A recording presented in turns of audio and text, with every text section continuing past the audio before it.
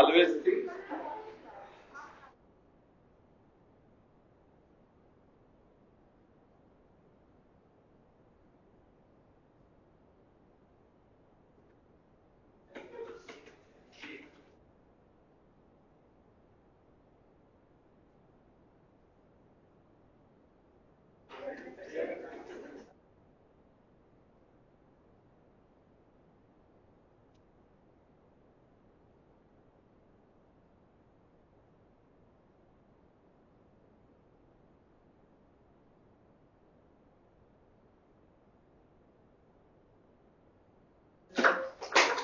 always think like a man of action and act like a man of thought.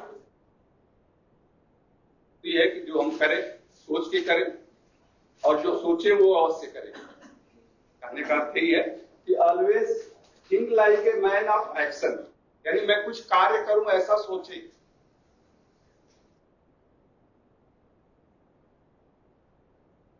Think like always think like a man of action.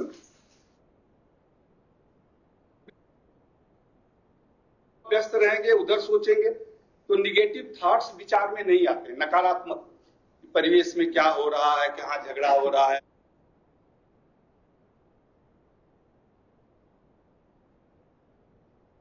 उन सब पर विचार कम जाता है।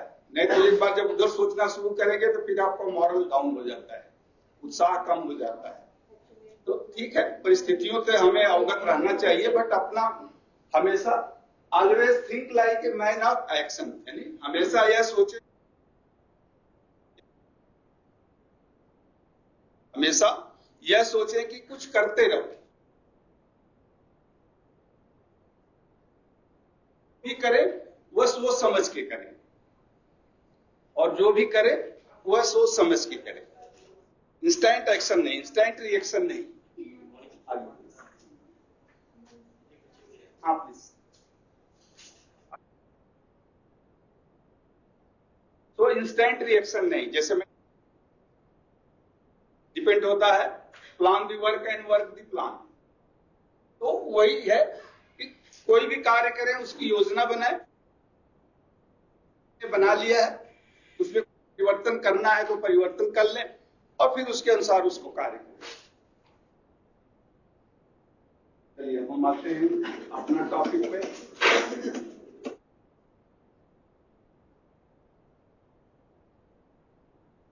Plan हमने कल डिस्कस किया था कि किस तरह से आप लिखेंगे, लिखते समय किन किन बातों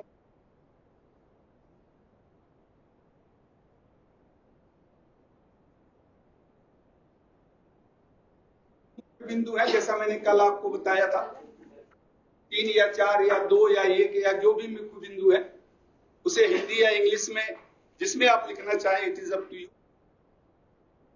फाउंडेशन नहीं कि आप इंग्लिश में ही लिखें, तो जिस अच्छा हो, जिसमें आप प्रवीण हो, उस भाषा में लिखें, कोई दिक्कत नहीं है।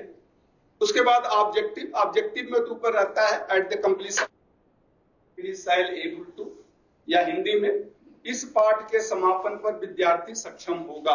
यानी ये आप बना रहे हैं, आप ही को पता है कि आप क्या दे रहे हैं, इस पाठ के बाद क्या विद्यार्थी सीखने में या करने में या कहने में सक्षम हो जाएगा, तो उसे बनाते हैं। एंड आपको सिलेबस तो आपके पास होता है, सिलेबस के अनुसार ही आप चलते हैं, तो फिर वहां से वो कंप्लीट होता है। At the completion of this lesson the trainee shall define the diode, या tell the definition of diode, जो मैंने कल का एग्जाम्पल लिया उसी को हम फॉरवर्ड करते हैं। उसी तरह से describe the principle of diode, so वहीं से फिर शुरू होगा। At the completion of this lesson the trainee shall able to describe the, उसी तरह से तीसरा explain the working process of, में भी आप कह सकते हैं इस पाठ के समापन पर विद्यार्थी डायोड की परिभाषा बताने में सक्षम होगा, या इस पाठ के समापन पर विद्यार्थी डायोड का सिद्धांत, डायोड के सिद्धांत का विवरण बताने में सक्षम होगा। तो ये विवरण आपको हमेशा ट्रैक पे रखता है। यानी कल आपने क्या पढ़ाया था वो बता देना होता है कि कल मैंने आपको पीएन जंक्शन या कोवैलेंट बॉन्ड या पीएन जंक्शन की परिभाषा और सिद्धांत बताया था, और फिर एक प्रश्न पूछना होता है। प्रश्न कैसे पूछते हैं वो हम आएंगे इसके आगे। तो सही बताया गलत बताया उन्हें बैठा दीजिए, क्रिटिसाइज मत करिए। हाँ, अब आप कहिए कि आपने गलत बताया, कल मैंने बताया था, एक बार से खुद सुन लें। बस एक ही प्रश्न पूछना होता है। अब प्रश्न रैंडमली, यानी कभी आगे से पूछ लीजिए, कभी पीछे से पूछ लीजिए, कभी बीच से, कभी पूरा क्लास अटेंटिव रहे कि मेरा नंबर कब आ जाएगा। सीक्वेंस मत बनाइए कि पहले लाइन से दूसरी लाइन से या जो रजिस्टर में नाम लिखा है उसके अनुसार, कोई क्रम नहीं, रैंडमली। एक पहली लाइन से तो दूसरा प्रश्न पीछे वाले से पूछ लीजिए, तीसरा अगर पूछना है तो बीच में किसी से पूछ लीजिए, तो सबको पता रहे कि यार मेरा भी नंबर आ सकता है, तो सब अटेंटिव हो जाते हैं। तो ये हो, उसके बाद आप लिंक कर देते हैं, यानी आज मैं क्या पढ़ाऊंगा। मोटिवेशन, जैसा मैंने कल बताया, it is a kind of brain storming, मस्तिष्क का मंथन। अपने परिवेश में जो छोटी मोटी घटनाएं या छोटे छोटे बाहर भी परिवेश में होते हैं, उससे उसको जोड़िए। कैरेक्टरिस्टिक्स में मैंने लिखवाया use day to day examples in the motivation, यानी दैनिक जीवन में जो कुछ भी हो रहा है साधारण, जिससे कि विद्यार्थी समझ जाए अच्छा ऐसा ये होता है, डायोड का कुछ क्रियाकलाप ऐसा है, तो उससे वो लिंक करना होता है। ठीक है, अब इसके बाद हम आते हैं इंट्रोडक्शन में मैंने कहा कोई खास नहीं है। इंट्रोडक्शन में लिखना कुछ वही जो आपने टाइटल में लिखा था उसी को आप सेम कर दें, जो भी टाइटल में है कि डिफिनीशन, इंट्रोडक्शन में वही, बट बोलते समय आप कैसे बोलेंगे वो मैं बताऊंगा। इंट्रोडक्शन में वही आप डिफिनीशन शॉर्ट में लिख सकते हैं, definition principle and working process of diode.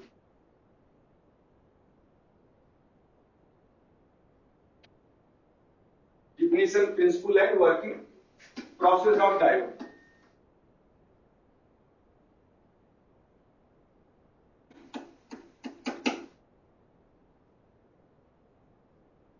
Same चीज यहां रिपीट आप कर सकते हैं, तो इसको शॉर्ट में भी लिख सकते हैं, कोई दिक्कत नहीं है। बोलते समय आप कैसे बोलेंगे, जब हम आएंगे कि क्लास लेते समय कैसे यहां पर आएंगे तो क्या कहेंगे। प्रेजेंटेशन मेन आपका है। प्रेजेंटेशन में जैसा मैंने आपको बताया था, सीरियल नंबर, क्रमांक, टॉपिक और main point,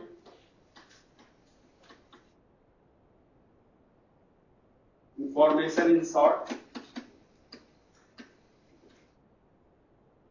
information in short, information in short and spot.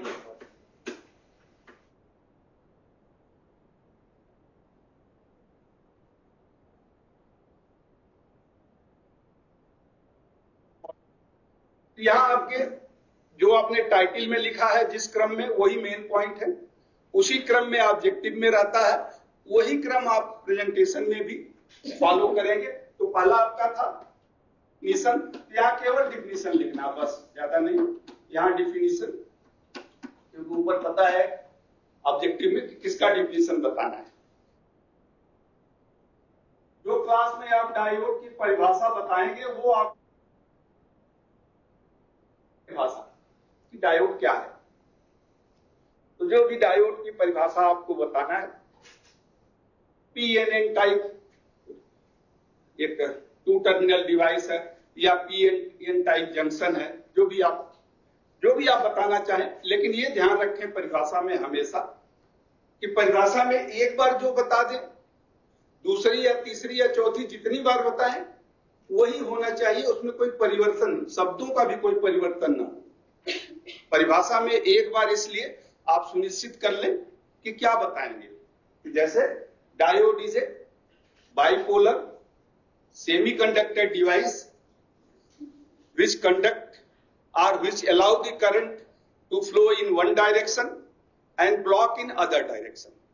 परिभाषा हो गई पूरा कि डायोड एक द्विआयामी या दो टर्मिनल का सेमीकंडक्टर डिवाइस है जो धारा को एक दिशा में प्रवाहित होने देता है और दूसरे दिशा में रोक देता है। तो परिभाषा तो बस इतनी है। तो जो भी परिभाषा है उसको आप एकदम याद कर लें, रट लें, और जितनी बार भी बताएं उसमें कोई परिवर्तन न हो, ये ध्यान रखें।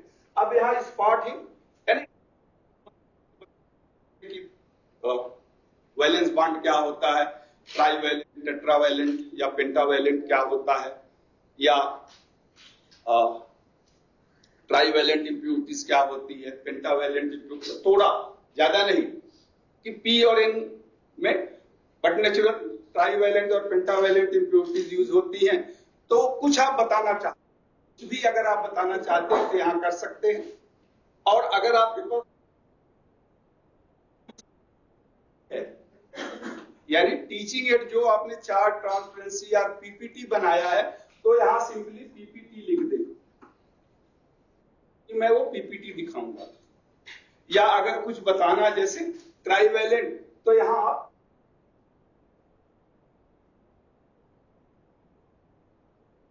इम्प्योरिटीज की जरूरत नहीं है। अब ट्राइवैलेंट इम्प्योरिटीज क्या होती है जब आप पढ़ाएंगे तब बता, क्योंकि लेसन प्लान है आप बनाते हैं और अपने लिए यूज करते हैं। तो यहां पर तो केवल ये हिंट ही है, एक्सप्लेनेशन नहीं है, ये हिंट केवल है, कुछ आप देना चाहते हैं। और अगर कुछ नहीं है तो केवल पीपीटी या चार्ट या ट्रांसपेरेंसी जो भी आप दिखाएंगे वो आप लिख सकते हैं। यहाँ पे जो दिखाएंगे वो तो ठीक है, बट यहाँ आप लिख सकते हैं, ठीक है। उसी तरह से दूसरा है प्रिंसिपल।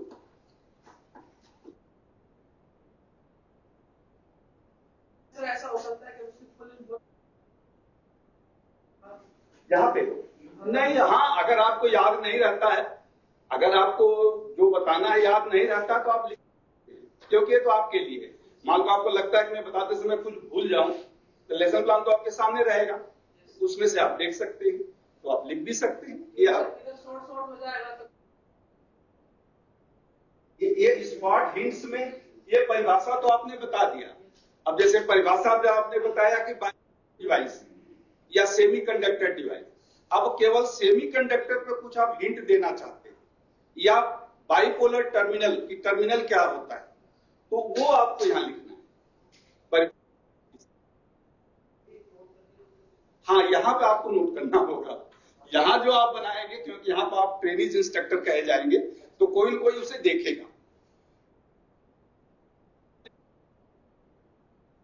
हिंट दे सकते हैं। क्यों?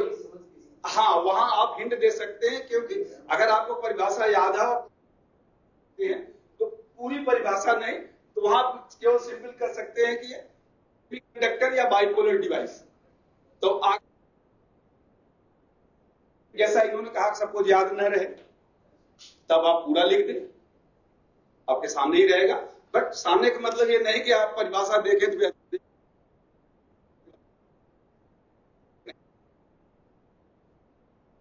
जैसे आप पढ़ाते रहते हैं, ग्लांस फ्रॉम योर आई, ऐसे पढ़ाते हुए एक तरफ नजर लगा के देख, उतना ही होना चाहिए, उतना तो आपको पढ़ लेना चाहिए। तो ऐसा फिर अच्छा खोला और फिर हाँ ये है और फिर बताएं, तो उससे फिर ट्रेनिंग का कॉन्फिडेंस कम हो जाता है। वो कहता है यार इनको तो आता नहीं है, मुझे ये कॉन्फिडेंस होता है ना, एक विश्वसनीयता। तो शिक्षक की विश्वसनीयता बहुत जरूरी है। कहते हैं ना कि you should be ideal to be imitated, एक आदर्श प्रस्तुत करें। ठीक है, सब कुछ चीजें हम याद नहीं कर सकते, हम भी एक टीचर भी ह्यूमन बीइंग होता है, सब कुछ याद नहीं कर सकता है, लेकिन इतना तो है, जैसे परिभाषा है, सिद्धांत है, कार्य है, तो वो उतना तो जितना याद है। हाँ, मेन पॉइंट कोई टेक्निकल टर्म्स है आपको याद नहीं है, आप यहाँ सामने रखे हैं, पढ़ाते हुए जाइए और ऐसे उसको देख लीजिए from the glance of your eye. ठीक है, या कोई क्रम बीच में लग रहा है कि भूल रहा है, पढ़ाएं, यहाँ पे तो आप घूम सकते हैं। पढ़ाते हुए ऐसा नहीं कि पीछे चले जाएं, जिससे आगे के जो बच्चे हैं पीछे मुड़ के देखें कि आप क्या बोल रहे हैं, तो भी होता है। कुछ टीचर्स होते हैं क्लास में पढ़ाएंगे तो पीछे तक चले जाएंगे, वो नहीं होना चाहिए, सामने आप मूव कर सकते हैं। तो सामने आप ऐसे मूव करते हुए फिर देख लें कि अगला सीक्वेंस क्या था। ठीक है, अब जैसे मैंने बताया, कल भी बताया था, जैसे आप डिफिनीशन आप जब पढ़ाने को हम आएंगे, तो उसमें वो 3 तरीका है, उसको फॉलो करना है। Description and discussion, illustration and explanation and query. यानी पहले आप बता देंगे कि अब आप लोग ध्यान से सुने, मैं डायोड की परिभाषा बता रहा हूं, फिर एक प्रश्न पूछे, गलत सही जो बताया उन्हें बैठा दे, अगर गलत बताया तो फिर से आप बता दें कि नहीं अभी मैंने आपको बताया, आपने थोड़ा गलत बताया, फिर से सुन लीजिए, सही बताया तो वेरी गुड, बैठ जाइए। फिर उसके बाद वही कहिए कि जो परिभाषा मैंने आपको बताया है, चार्ट या पीपीटी या जो भी आपने बनाया है उसको दिखाएं, पॉइंटर वहां रखें, विद्यार्थी की तरफ देखें और बोले कि देखिए जो मैं, और वही परिभाषा जो आपने पहले बताया था बिल्कुल एग्जैक्टली सेम वही परिभाषा फिर से बता दीजिए। जैसे डायोड है तो डायोड में क्या है, डायोड में तो कुछ नहीं, पी टाइप एन टाइप है, ऐसे आप कर दे ये डायोड है, कुछ नहीं बस। तो ये वहां पर आप पॉइंटर रख दें और वही परिभाषा बता दें। तीसरा, फिर से एक प्रश्न पूछे, एक बार आगे से पूछे, एक बार पीछे से पूछे, उन्होंने सही बताया, वेरी गुड, बैठ जाइए। अब आप इसको चार्ट या पीपीटी जो भी है उसको रख दें, बंद कर दें, यानी पीपीटी है तो बंद कर दें, चार्ट है तो उतार के रख दें। अब विद्यार्थियों से पूछें कि आपका कोई डाउट है, मैंने परिभाषा बता दिया, अगर कोई डाउट है तो आप बताएं, कोई पूछता है कुछ तो आप उसको क्लियर कर दें, नहीं पूछता है तब आप कहें अब मैं आगे चलता हूं, आज का तो आप प्रिंसिपल पे आपका आना है, मतलब सिस्टमेटिक वे में पता चल जाए कि हाँ परिभाषा खत्म हो गई। नहीं तो कभी कभी ऐसा होता है कि परिभाषा, सिद्धांत, कार्यविधि सब एक लाइन में चलता रहता है, विद्यार्थी कंफ्यूज हो जाता है। तो क्लियर डिमार्केशन होना चाहिए। मैंने आपको परिभाषा बता दिया, अब सिद्धांत बताऊंगा। लिखते समय तो आपने डिफिनीशन लिख दिया, क्या बताएंगे वो यहां लिख देंगे। इससे संबंधित कोई विशेष सुझाव अगर आप देना चाहते हैं, जैसे मैंने कहा ट्राइवेलेंट इम्प्योरिटीज या पी टाइप, एन टाइप या जंक्शन, जो भी आप चाहते हैं, या कुछ नहीं है तो आप पावर पॉइंट बनाए हैं तो पीपीटी केवल लिख दें बस, वो तो आप क्लास में दिखाएंगे। दूसरा है प्रिंसिपल, उसी तरह से जो प्रिंसिपल में बताएंगे वो यहां लिख दें। प्रिंसिपल में जो आप लिखेंगे इसमें भी अगर कोई है स्पॉट हिंट्स में कि किस तरह पी बनता है, किस तरह एन बनता है, आपने कल बताया था, बट ज्यादा नहीं, 1-2 मिनट के लिए कि पी कैसे बनता है, एन कैसे बनता है, तो आप कर सकते हैं पी एन एन टाइप, यहां लिख सकते हैं पी एन एन टाइप। और अगर कुछ नहीं है तो फिर वही पीपीटी, यानी जो आपको दिखाना है, जो आपने टीचिंग एड बनाया है, चार्ट, ट्रांसपेरेंसी, पीपीटी, वो दिखा। ठीक है, पढ़ाते समय ये भी वही 3 जो क्रम है उसको पालन करना है जो मैंने आपको अभी बताया। और तीसरा है वर्किंग प्रोसेस। वर्किंग प्रोसेस में आप क्या बताएंगे वो हम, और इसमें जैसे फॉरवर्ड बायसिंग, रिवर्स बायसिंग या अनबायसिंग नहीं होती है तब क्या होता है वो आप बताना चाहते हैं तो वही आप यहां लिख सकते हैं कि फॉरवर्ड क्या होता है, रिवर्स क्या होता है, वो आप यहां बता सकते हैं। तो वो यहां का, तो ये आपको लिखने में है। लिखने में मतलब आपको क्या बताना है वही आपको यहां लिखना, यहां तो पूरा लिखना होगा जब आप लेसन प्लान बनाएंगे, लेकिन जब एज ए टीचर होंगे तो वहां आप शॉर्ट में भी लिख सकते हैं। ठीक है, इसमें कोई डाउट?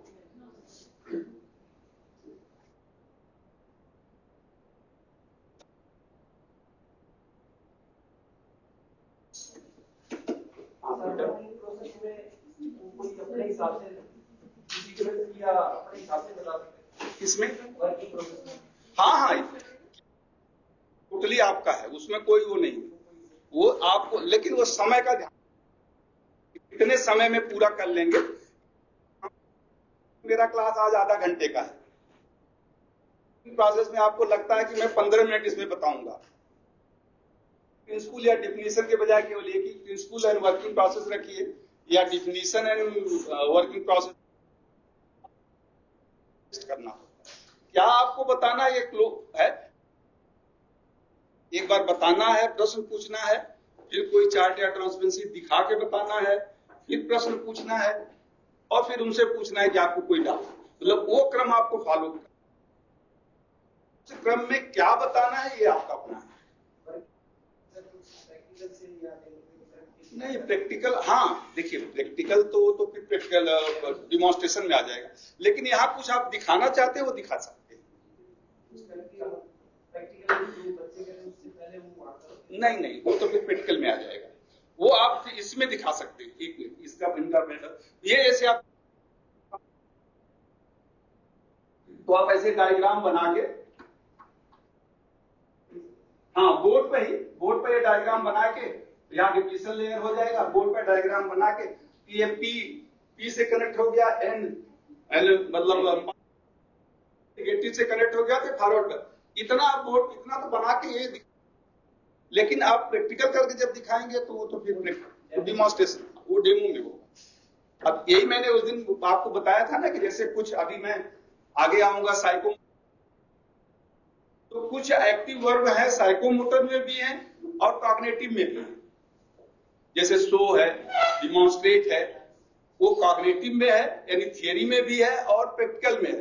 तो यहां जब थियरी में आप शो करते हैं तो केवल जैसे ये हो गया, ये भी एक शोइंग है, showing the forward biasing of the diode, आपने शो किया, लेकिन यहां प्रैक्टिकल कुछ नहीं किया। लेकिन जब यही प्रैक्टिकल में दिखाएंगे डायोड को कैसे होल्डरिंग करते हैं, बैटरी में कैसे लगाते हैं और किस तरह वो करंट फ्लो होती है, और करंट को आप एमीटर से मेजर करके दिखाएंगे, तो वहां भी शो हुआ। एक्टिव वर्क तो वहां भी शो या डिमॉन्स्ट्रेट रहेगा, यहां भी एक्टिव वर्क शो डिमॉन्स्ट्रेट रहेगा, बट यहां थियोरेटिकली आप बताते हैं कि कैसे करना है। यहां आप क्रम बताते हैं, वहां आप क्रम को करके दिखाते हैं। यहां बताना है, वहां दिखाना है। यहाँ ऐसे होता है और वहां ऐसे हो रहा है। वेरी गुड, बहुत अच्छा, ऐसा होता है क्योंकि और वो क्रम आप थियरी में बताएंगे, उसी क्रम का वो पालन करके प्रैक्टिकल में उसे करेगा। आपको प्रैक्टिकल में आप भी पहले उसको बताएंगे कि भाई ये मैं क्रम देखो थियरी में बता दिया था, जो मैंने क्रम बताया है उसी क्रम का पालन करते हुए मैं ये फॉरवर्ड बायसिंग असेंबल करके दिखाना।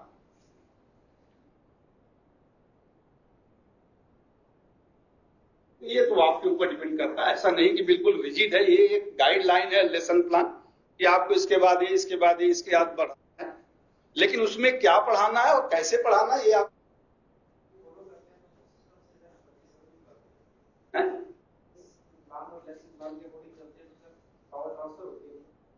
हाँ समझ आएगा। उसमें ये लेसन प्लान ऐसा बनाया गया है, देखिए जैसे मैंने कहा ना इंडिविजुअल डिफरेंसेस में कोई बच्चा होता है कि एक बार आप बता देंगे तो वो समझ जाएगा, होता है उसको 2 बार बताना होता है, किसी को 3 बार बताना होता है।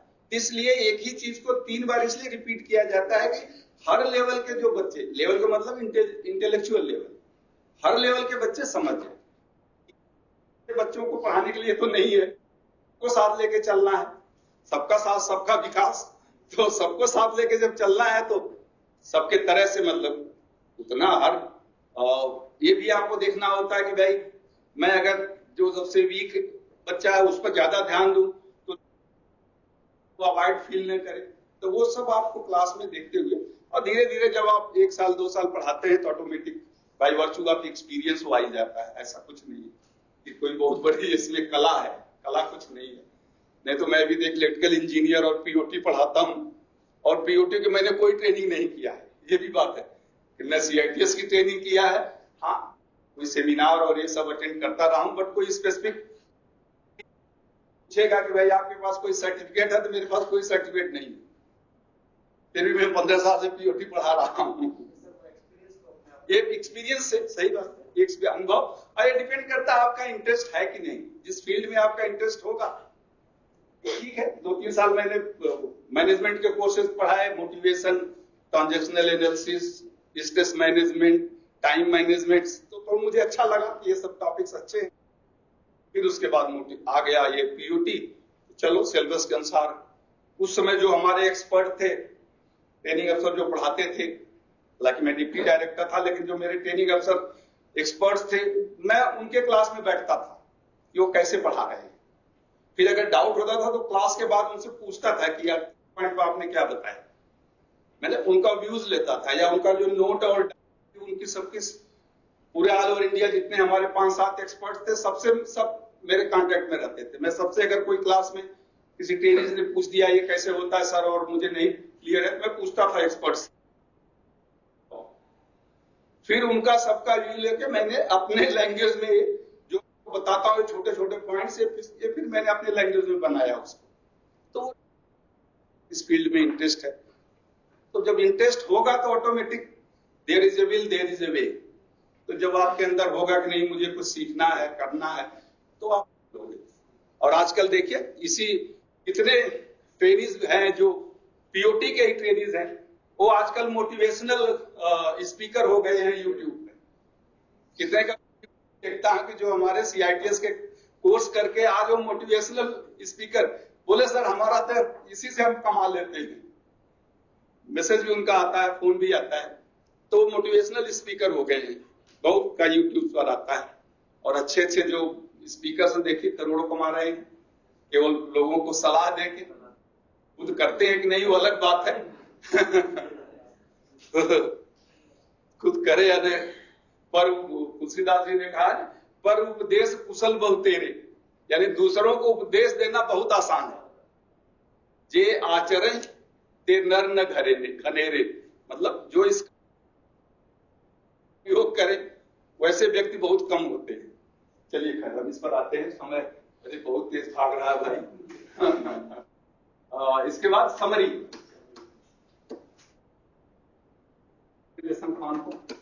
समरी में यहां जो आप लिखते हैं तो यहां समरी नहीं बताना है। ऊपर तो आप प्रेजेंटेशन में लिख ही दिया है, तो यहां समरी नहीं बताना होता है। यहां पर केवल प्रश्न होता है। जैसे 3 है, मेन पॉइंट्स 3 है, तो 3 प्रश्न होगा। पहला जैसे tell the definition of diode,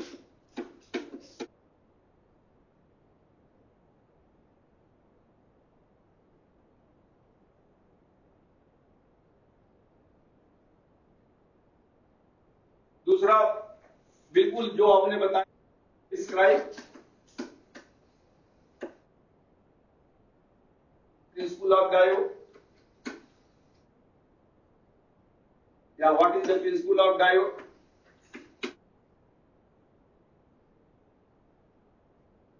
describe principle of diode या what is the principle of diode भी लिख सकते हैं। And explain working process of diode.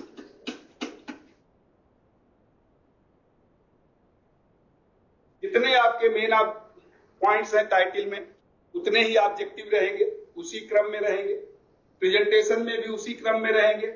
और यहां 3 प्रश्न रहेगा और बिल्कुल एग्जैक्टली वही डिफाइन आपने परिभाषा आपने, दूसरा प्रिंसिपल से और तीसरा वर्किंग प्रोसेस से। तो क्यों यहां लिखना है और वही प्रश्न क्लास में पूछना भी होता है। जब आप समरी में आते हैं तो वही प्रश्न क्लास में पूछना भी होता है। ठीक है, इसमें कोई डाउट? इसमें कोई डाउट नहीं होगा। और एप्लीकेशन,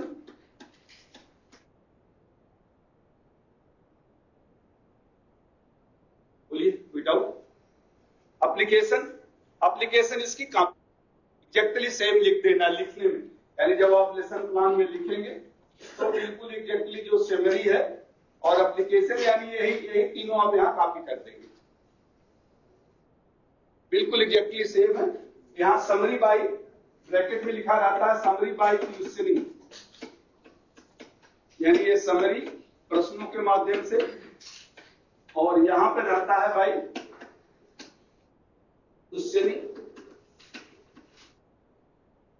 क्वेश्चनिंग एंड प्रैक्टिस।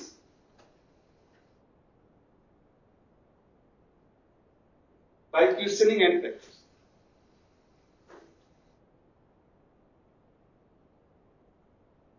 आएंगे, अभी बताते हैं। आप पढ़ाते समय दोनों में डिफरेंस है, बट लिखते समय जो लिखेंगे आप तो दोनों में सेम एग्जैक्टली सेम रहेगा, इसमें कोई फर्क नहीं रहेगा। ये 3 और ये 3। ठीक है। जब आप पढ़ाते हैं तो उस समय जब आपने तीनों प्रेजेंटेशन में डिफिनीशन, प्रिंसिपल और वर्किंग प्रोसेस आपने खत्म कर लिया, तो अब आपको बताया, विद्यार्थी ने सीख लिया कि नहीं, मीन्स अब आपको उसको मेजर करना है, उसको अवलोकन यानी ऑब्जर्वेशन, मेजरमेंट करना है। तो क्या करेंगे आप पूछेंगे 3 विद्यार्थियों से, एक से परिभाषा, दूसरे से प्रिंसिपल और तीसरे से वर्किंग प्रोसेस, और आप केवल सुनते क्यों क्या बताते हैं, बीच में कुछ नहीं बोले, परिभाषा बताए बैठ जाइए, अब आप प्रिंसिपल बताइए बैठ जाइए, विधि बताइए बैठ जाइए। अब तीनों का उत्तर सुन के आपको पता चल गया, तो इसका मतलब परिभाषा में कोई डाउट नहीं है, सिद्धांत में थोड़ा सा इन्होंने गलत बताया, यानी ठीक है सिद्धांत भी सीख लिए हैं, लेकिन कार्यविधि इन्होंने बिल्कुल गलत बताया, यानी कार्यविधि में डाउट है। तो घर में मां बहन जो को प्रेस करके अगर वो देख लिया कि हाँ चावल पक गया कि नहीं पक गया, हर चावल को टेस्ट किया जाता नहीं, एक ही चावल से पता चल जाता है कि चावल पका है कि नहीं। उसी तरह से एक ही विद्यार्थी से पूछ के ये पता चल जाता है कि पूरे क्लास ने सीख लिया कि नहीं। अब आपको पता चल गया परिभाषा इन्होंने सीख लिया, प्रिंसिपल में थोड़ा बहुत डाउट है, और वर्किंग प्रोसेस जो मैंने बताया लगता है उसमें काफी डाउट है। अब आप समराइज करेंगे, ठीक है आपने परिभाषा सीख लिया, तो परिभाषा एक बार बता भी सकते हैं तो नहीं भी बता सकते कि ठीक है परिभाषा में कोई डाउट नहीं, परिभाषा आपने सही बता दिया, बिल्कुल यही परिभाषा है।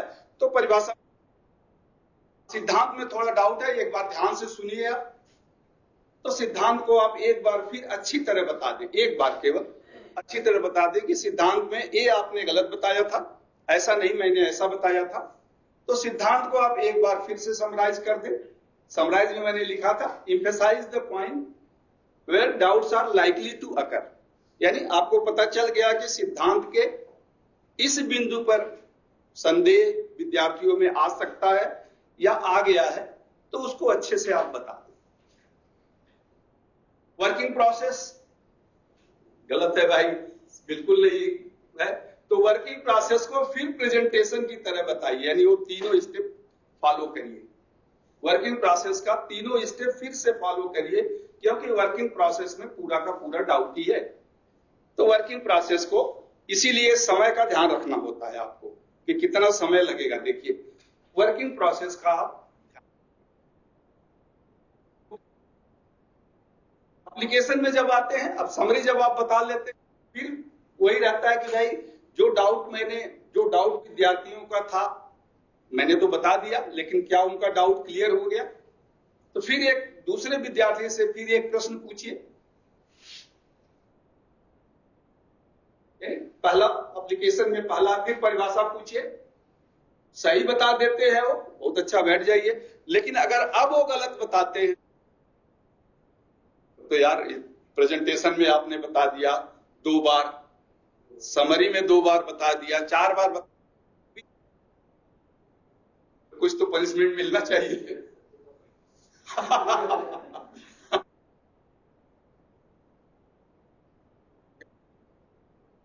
उनको आप खड़ा रहने दीजिए, या अब आप चुपचाप खड़े। देखिए यहां पर बाय प्रैक्टिस है, summary by questioning and application by practice. अब आप दूसरे विद्यार्थी को खड़ा करिए, तो वो जब परिभाषा बताएंगे तो वो सुनेंगे,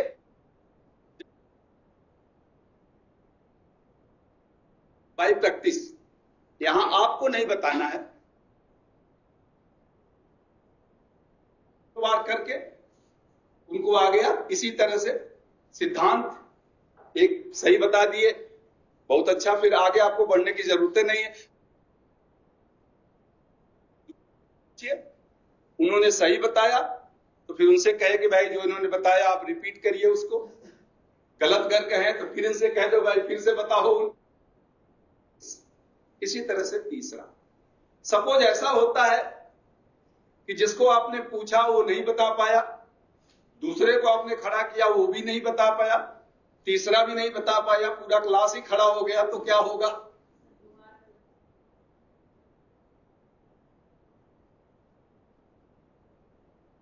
very good teacher, very good, बहुत अच्छा, वेरी गुड। मैंने एक पॉइंट उसमें लिखाया है आपको एप्लीकेशन में, it is the ability to transfer the knowledge, यानी शिक्षक अपने ज्ञान योग्यता का मूल्यांकन कर सकता है। अगर क्लास में कोई नहीं बता पाया, इसका मतलब टीचर में कमी है। टीचर के या तो पढ़ाने का तरीका उनको आ रहा है, जो लैंग्वेज आप यूज कर रहे हो बहुत तेज पढ़ा रहे हो, जो आपका सेंस है, स्पीड है, या आप जो कंटेंट है वो थोड़ा टफ है, उनके समझ में नहीं आ रहा है, तो फिर उसको आपको चेंज करना पड़ेगा। पर जनरली ऐसा होता नहीं है, कोई न कोई तो बताएगा ही, तो कोई न कोई अगर बता देगा तो फिर टीचर की लाज रह जाएगी। तो पढ़ाते समय भी जब यहां आपका टेस्ट होता है तो उस समय भी आपको 10 मिनट से ज्यादा समय नहीं मिलता है, तो एक या दो टॉपिक, यानी मेन टॉपिक आपका एक या दो रहेगा, बट उसको शुरू से लेकर लास्ट तक आपको चलना होता है, वो आप ध्यान रखेंगे, उसको आपको ध्यान रखना होगा। ये तो एक दो बार, 4 बार, 6 बार जब आप इसको प्रैक्टिस करते हैं, तो फिर बाद में 1 साल 2 साल के बाद तो आप पढ़ती है, वो अपने आप ऑटोमेटिक जैसे भी क्लास में आएंगे शुरू हो जाएगी, मैं आज आपको क्या पढ़ाऊंगा, कल क्या पढ़ाया था, तो वो एक क्रम बन जाता है। वो होते हैं ना जो लोकल बस वाले, हर जगह चलते हैं लोकल बस, खलासी होता है जो गेट पे खड़ा होता है, उसका काम क्या होता है खलासी का? उसका काम चिल्लाना होता है कि चलो मेहरौली मेहरौली, मैं दिल्ली में था तो उस समय विकास नगर सेला कोई, वो बस जो प्राइवेट विकास नगर सेला कोई तक जाती है,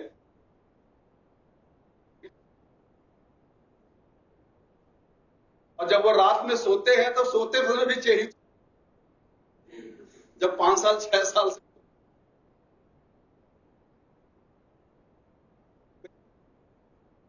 इस तरह से टीचर का भी हो जाता है, जब तो 4 साल वो पढ़ा लेता है तो फिर क्या पढ़ाना है, क्या पढ़ा, दोनों को जोड़ना है, मोटिवेशन क्या होगा वो वही रहता है। चलिए टेस्ट,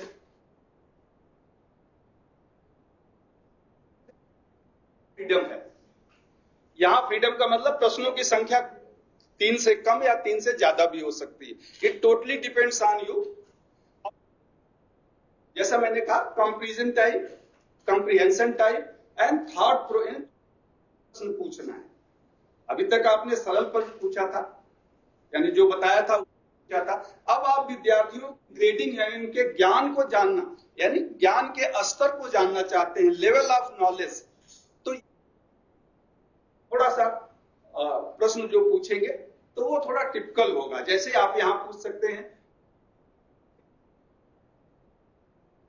इम्प्योरिटीज में कितने वैलेंस बॉन्ड होते हैं, एक्सटेंसिव इंटेंसिक सेमीकंडक्टर्स क्या होते हैं।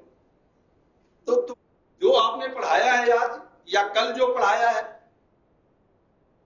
जो आपने 1-2 दिन में पढ़ाया है उसी से रहेगा, बट थोड़ा सा ट्विस्टिंग टाइप प्रश्न यहां रहेगा।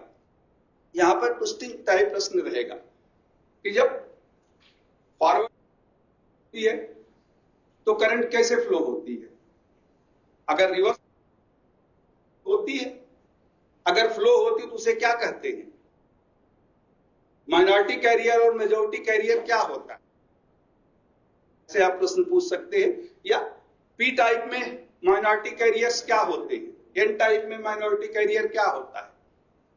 इस तरह के कुछ जहां सोचने के लिए मजबूर करें उस तरह के प्रश्न होते हैं। व्हाट इज दी, तो इसमें आप जैसे वहां तो 3 ही 3 है, अगर जितना ऑब्जेक्टिव रहेगा समरी और एप्लीकेशन में उतने ही प्रश्न रहेंगे।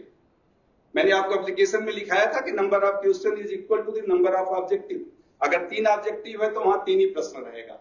समरी में भी 3 ही प्रश्न रहेगा, उसी क्रम में रहेगा। अगर आपका 4 ऑब्जेक्टिव है तो 4-4 प्रश्न रहेंगे, 2 ऑब्जेक्टिव है तो समरी और एप्लीकेशन में 2 ही प्रश्न रहेंगे। ठीक है, यहां पे आप अपने हिसाब से कम भी कर सकते हैं, 2 पूछ सकते हैं, 1 पूछ सकते हैं, या ज्यादा भी पूछ सकते हैं, और थोड़ा ट्विस्टिंग टाइप हो, कंपैरिजन है, यानी तुलनात्मक पूछे, कुछ व्याख्या करना हो, कुछ एनालिटिकल टाइप हो, तार्किक हो कि ऐसा क्यों होता है, एनर्जी बैरियर एनर्जी बैरियर की जो विड्थ है रिवर्स बैरियर में क्यों बढ़ जाती है। तो कुछ सोचने पर मजबूर करे हो, सिंपल उसका आंसर ना हो, ऐसा आप पूछते हैं। ठीक है, इसमें कोई लिखने की जरूरत नहीं है। टेस्ट के बाद असाइनमेंट जनरली 1 या 2, इससे ज्यादा नहीं देना चाहिए, और उसी से आप टेस्ट से भी दे सकते हैं, टेस्ट में जो आपने पूछा है, या समरी एप्लीकेशन में जो पूछा है। जनरली समरी एप्लीकेशन से 1 ले लीजिए कि प्रिंसिपल बता दो, और यहां से 1 ले लीजिए कि रिवर्स बायसिंग में कौन सी करंट बहती है, क्या कहते हैं उसको, उसे एक्सप्लेन करो। एक वहां से, एक यहां से, मान लीजिए एक थोड़ा सिंपल हो, एक थोड़ा सा टफ हो, जहां उसे कुछ सोचना पड़े, कुछ ढूंढना पड़े। तो इस तरह, जैसे असाइनमेंट का मतलब ही होता है रीइंफोर्स द लर्निंग, और उसे स्वतंत्र रूप से सूचनाओं को उनके लिखना पड़े कि क्या मैंने सुना था या क्या मैंने क्लास में लिखा, तो वो वहां पर वो लिख सकता है। असाइनमेंट के बाद रेफरेंस पड़ेगा, जैसा मैंने बताया, नेम ऑफ बुक, कौन सी बुक से आपने ये आज का बनाया है, name of the writer of book,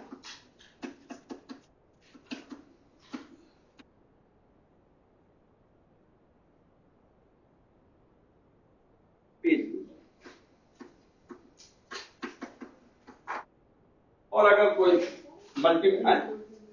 page number, किताब का नाम, किताब का जो भी जिसने लिखा है तो राइटर्स का नाम, ऑथर का नाम, किताब का नाम, लेखक का नाम और पेज नंबर। तो आप उसमें कहेंगे कि जो कुछ मैंने आज आपको बताया है या पढ़ाया है, यह मैंने इस बुक से कंसल्ट किया है या इस बुक से पढ़ाया है, बुक का नाम ये है, इसके लेखक ये है, और ये इस पेज नंबर पर है। अब भी अगर आपको डाउट है तो आप इस बुक का अवलोकन कर सकते हैं या वहां से पढ़ सकते हैं, ये उनको बताना होता है। हाँ, नहीं, ये तो रेफरेंस आप हर दिन तो उसी बुक से आप अगर कर रहे हैं तो कह देंगे कि भाई रेफरेंस में वो 3 दिन 4 दिन 5 दिन उसी बुक से आप पढ़ा रहे हैं, तो हर दिन ये बताने की जरूरत नहीं है, बट यहां तो बताना पड़ेगा। यूनिट की जरूरत, पेज नंबर आपने लिख दिया तो यूनिट की जरूरत नहीं है, एग्जैक्टली आ जाएगा। पेज नंबर अगर 1 या 2 है, मतलब 120 121 है तो 120 और 123 लिख। यूनिट नंबर भी लिखना चाहे तो लिख दें, बट वो बड़ा हो जाता है। जो फॉर्मेट है वो पेज नंबर ही चल रहा है, जो लेसन प्लान का फॉर्मेट है उसमें पेज नंबर ही चल रहा है।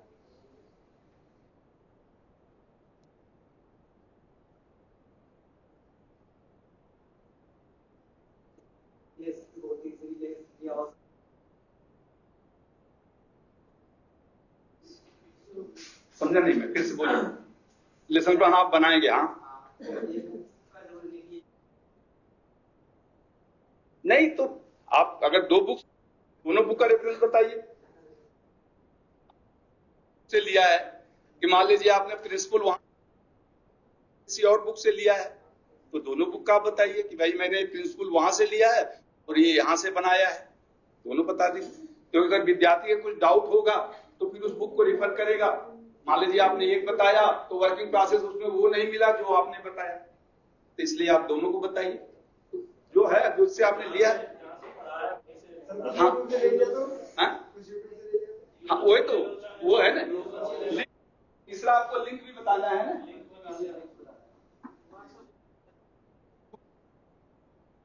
अगर आपने मल्टीमीडिया से लिया है तो उसका लिंक बता दीजिए कि जिससे विद्यार्थी को अगर कोई डाउट है तो उसको, ठीक है। पढ़ाने के बाद यहां पर चैप्टर आपका है, छठवें में है, इंफॉर्मेशन सीट्स होती हैं। तो अलग अलग है, WIM written instructional material, WIM में इंफॉर्मेशन सीट,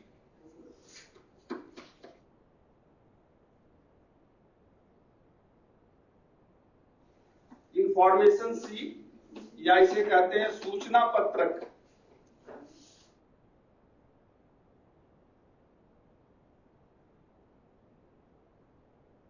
सूचना पत्रक इसका फॉर्मेट है इंफॉर्मेशन सीट, यानी उसमें हाँ इंफॉर्मेशन सीट लेसन लिख सकते हैं, जैसे आपने यहाँ डिफिनेशन, प्रिंसिपल और वर्किंग प्रोसेस बताया है। तो लेसन प्लान के प्रेजेंटेशन पार्ट में आप शॉर्ट में लिख सकते हैं, क्योंकि आप ही बनाते हैं और आप यूज करते हैं। लेकिन इंफॉर्मेशन सीट में पूरा डिटेल्स में लिखना होता है, जो आपने क्लास में पूरा बताया है वो पूरा डिटेल्स यहां लिखना होता है कि परिभाषा में आपने कितना बताना है तो पूरा डिटेल्स लिखना है, सिद्धांत में भी पूरा डिटेल्स में लिखना है, और कार्यविधि आप जितना बताएंगे पूरा डिटेल्स में लिखना है, और ये फिर विद्यार्थियों को देना होता है इंफॉर्मेशन सीट। तो यहां हालांकि मैंने कभी इतना कौन मेहनत करेगा, इंफॉर्मेशन सीट कोई बनाता नहीं है, बट ये स्टैंडर्ड्स पीओटी का एक है कि जब आप क्लास खत्म कर ले, नेक्स्ट लेसन बताने से पहले आप ये अवश्य इंफॉर्मेशन सीट विद्यार्थियों को अवश्य दें कि जो मैंने आज पढ़ाया है इसका डिटेल्स विवरण इस इंफॉर्मेशन सीट्स में है, इससे भी आप पढ़ सकते हैं। आप तो बुक और राइटर का वो नाम तो बता दिए, उसके बाद आप इंफॉर्मेशन सीट देंगे कि ये मैं इंफॉर्मेशन सीट या सूचना पत्रक आपको देता हूं, और इसमें जो कुछ भी मैंने आज क्लास में आपको बताया वह उसी क्रम में लिखा हुआ है, आप इससे भी पढ़ सकते हैं।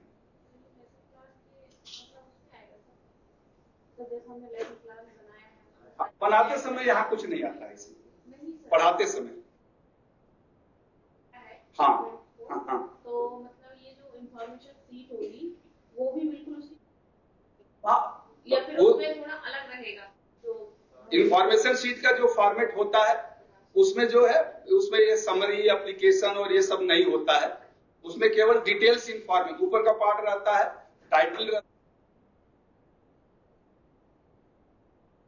है, इंफॉर्मेशन में आप इंफॉर्मेशन में जो इंफॉर्मेशन आप दिए, जैसे आज 3 आपने इंफॉर्मेशन दिया, डिफिनीशन, प्रिंसिपल और वर्किंग प्रोसेस, बस नीचे कहीं कहीं क्वेश्चन आ जाता है, सिंपल अगर आएगा तो ओनली क्वेश्चन लिखा रहता है, उसमें समरी या पूछ सकते हैं, उसमें नहीं तो फिर क्वेश्चन भी नहीं रहता है। तो ये इंफॉर्मेशन सीट का फॉर्मेट होता है। तो सीट है जैसे इंफॉर्मेशन सीट है, असाइनमेंट सीट है, तो असाइनमेंट सीट का भी फॉर्मेट होता है, वो भी आप विद्यार्थियों को दे सकते हैं कि आपने यहां लिख दिया कि भाई 2 प्रश्न है कर लो, या फिर सीट दे दिया कि असाइनमेंट सीट है, इसमें जो लिखा है इसका उत्तर लिख के लाओ। तो उसी तरह से एक प्लीज मेरा लेसन प्लान मतलब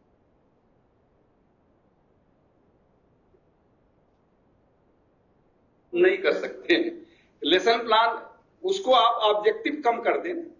अब एक ही ऑब्जेक्टिव मान लीजिए केवल आपका वर्किंग प्रोसेस 45 मिनट में पूरा होता है, तो केवल एक ही ऑब्जेक्टिव रखिए वर्किंग प्रोसेस, वही हाँ उतने टाइम में आपको करना है। लेसन प्लान कैरी फॉरवर्ड नहीं होता है।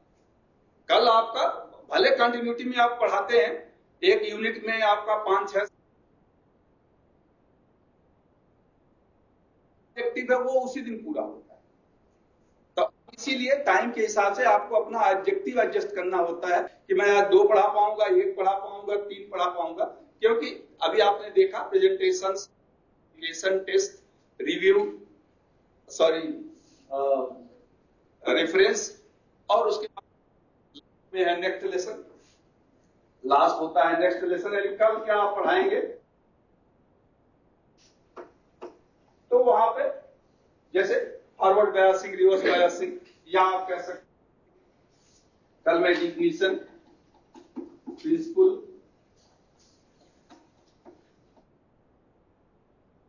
Working process of NP and transistor,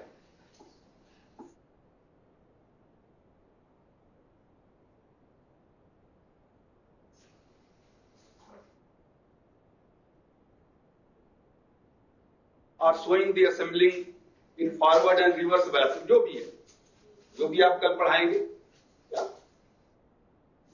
efficiency of the diode, efficiency of the diode or refill factor of the diode।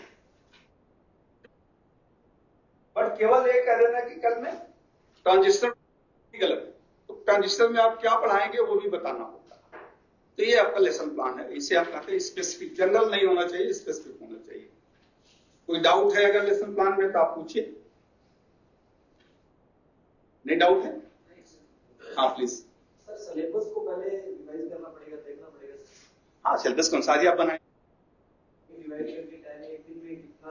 हाँ वो आपको जरूरत भी नहीं पड़ेगा। अगर आप एनएसक्यूएफ में जाएंगे ना तो उसमें आप जैसे आपका 1 साल का सिलेबस है, अभी तो शायद जो नया कल ये बता रहे थे, मैंने देखा नहीं है अभी उसको, शायद उसको कम कर दिया है। हाँ उसमें जो है एक अलग से उन्होंने उसमें शॉर्ट, हाँ ओजेटी टाइप, मतलब कहीं भी उसमें आप इंडस्ट्री में कुछ जो DST dual system of training है उसको फॉलो किया उन्होंने डीएसटी, तो वो स्पेसिफिक कर दिया है। तो आप सिलेबस में देखेंगे, सिलेबस आपका 1 साल का है, तो सिलेबस आप एक बार भी अपना देख लें, तो शुरू में ही 1 साल में कितने घंटे का है, घंटे वाइज डिवाइड होता है, और फिर 1 वीक में कितने घंटे पढ़ाया जाएगा। एक दिन में सपोज 8 घंटे है, 40 आवर पर, जैसे हमारा स्टैंडर्ड था 40 आवर पर वीक। अब 40 आवर में थियरी कितना होगा, प्रैक्टिकल कितना होगा, इंजीनियरिंग ड्राइंग कितना होगा, कैलकुलस कितना होगा, और सॉफ्ट स्किल, यही सब्जेक्ट आपके हैं 5, तो वो भी उसमें डिफाइंड है भी आपको हर वीक में कितने, और उसी के अनुसार जो वीकली टाइम टेबल बनता है, आप इनके पास होगा, मनीष जी के पास देख लें, तो वीकली जो टाइम टेबल बनता है वो 40-45 मिनट का ही बनता है, 40 मिनट से ज्यादा थियरी का नहीं बनता है, क्योंकि यहाँ पर 30:70 का रेशियो होता है, यानी 30% टाइम थियरी के लिए दिया जाता है और 70% प्रैक्टिकल के लिए। आईटी में पढ़ाने से टाइम ज्यादा तो यही है आईटीआई का, तो आपका जो है सिलेबस ये है कि कम दिया जाए। ड्यूरेशन 2 साल का हो गया तो कोर्स भी तो बढ़ जाता है उस हिसाब से। आप अगर आप इसी को आप एनएसडीसी में चले जाए तो जो इलेक्ट्रॉनिक का 2 साल का कोर्स है, उनके छोटे छोटे कम से कम 10 कोर्सेज हैं इसमें। केवल वॉशिंग मशीन का एक उनका 40 आवर्स का कोर्स है, ओनली वॉशिंग मशीन, जिसे वो जॉब रोल करते हैं, वो हम एनएसक्यूएफ में आएंगे तो डिस्कस करेंगे। तो वहां हर चीज, वॉशिंग मशीन है, पीएलसी का है, तो ये वो केवल वही काम करेगा। जैसे आपका इलेक्ट्रीशियन में है तो जो वायरिंग सीखेगा, जब मोटर की वाइंडिंग है तो मोटर का वाइंडिंग का उनका एक अलग कोर्स है, एक टीपी उनका है, नहीं ट्रेनिंग प्रोवाइडर जो है केवल वाइंडिंग ही सिखाता है, तो उनका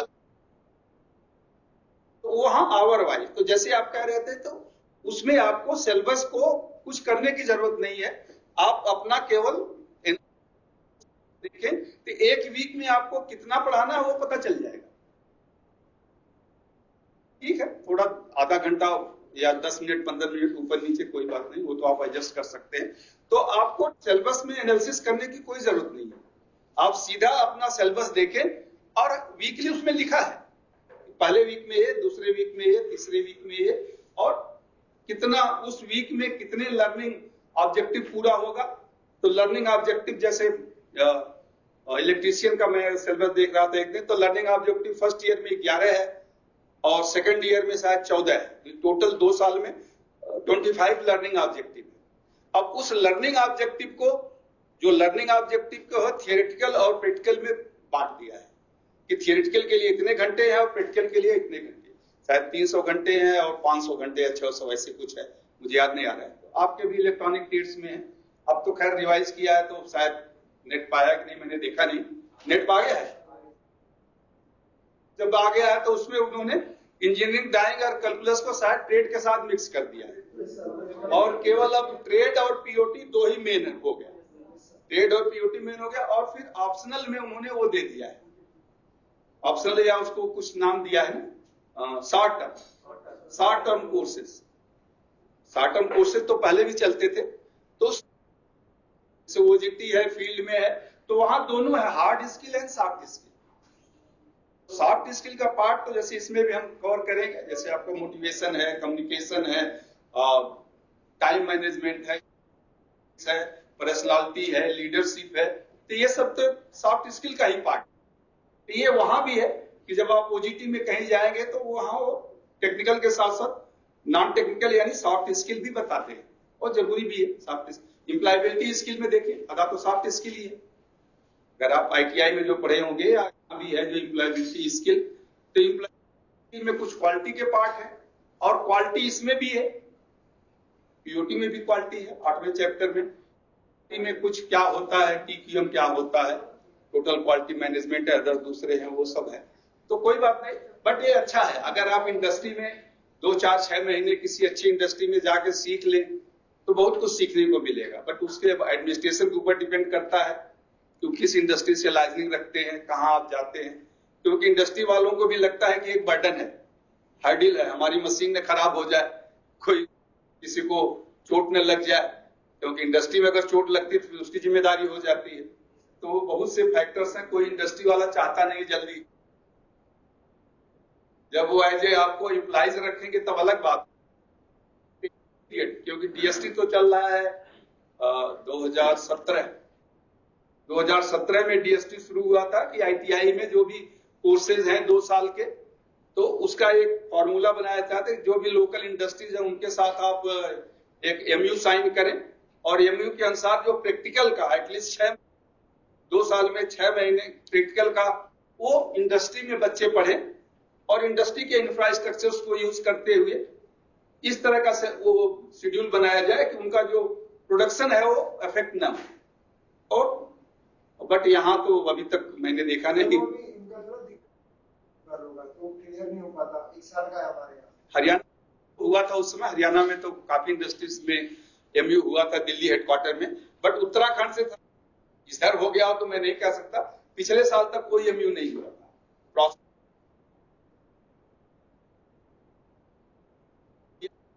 शायद टाटा कुछ करे, तो टाटा को इन्होंने कुछ दिया है कि वो डीएसटी का कोर्स चलाएंगे, तो शायद वो टाटा कुछ करे, बट ये अच्छा है अगर हो जाए तो टेनिस के लिहाज से तो बहुत अच्छा है। बट इंडस्ट्रीज को कन्विंस करना थोड़ा मुश्किल होता है, भाई आप कुछ लो 10 बच्चों को 20 बच्चों को तो अलग अलग करके, इस साल नहीं तो अगले साल से तो शायद शुरू हो जाए। अभी इस साल आया है तो हो सकता है बीच में न शुरू हो, बट हो जाए तो अच्छी बात है, इंडस्ट्रीज में हो जाए तो बहुत अच्छी बात है। चलिए कुछ एक मिल जाएगा आप लोगों को, एक्सपीरियंस एक्सपोजर मिल जाएगा, क्योंकि हमेशा ठीक है आपका पहला ऑब्जेक्टिव है कि टीचर गवर्नमेंट में बनना है, बट उसके लिए तो समय लगता है, कब वैकेंसी निकलेगी होगा, कब क्या होगा, 5 साल 6 साल 7 साल तक लग जाते हैं। बन पाएंगे कि नहीं बन पाएंगे, तो केवल उसी पर बैठ जाना वो ठीक नहीं।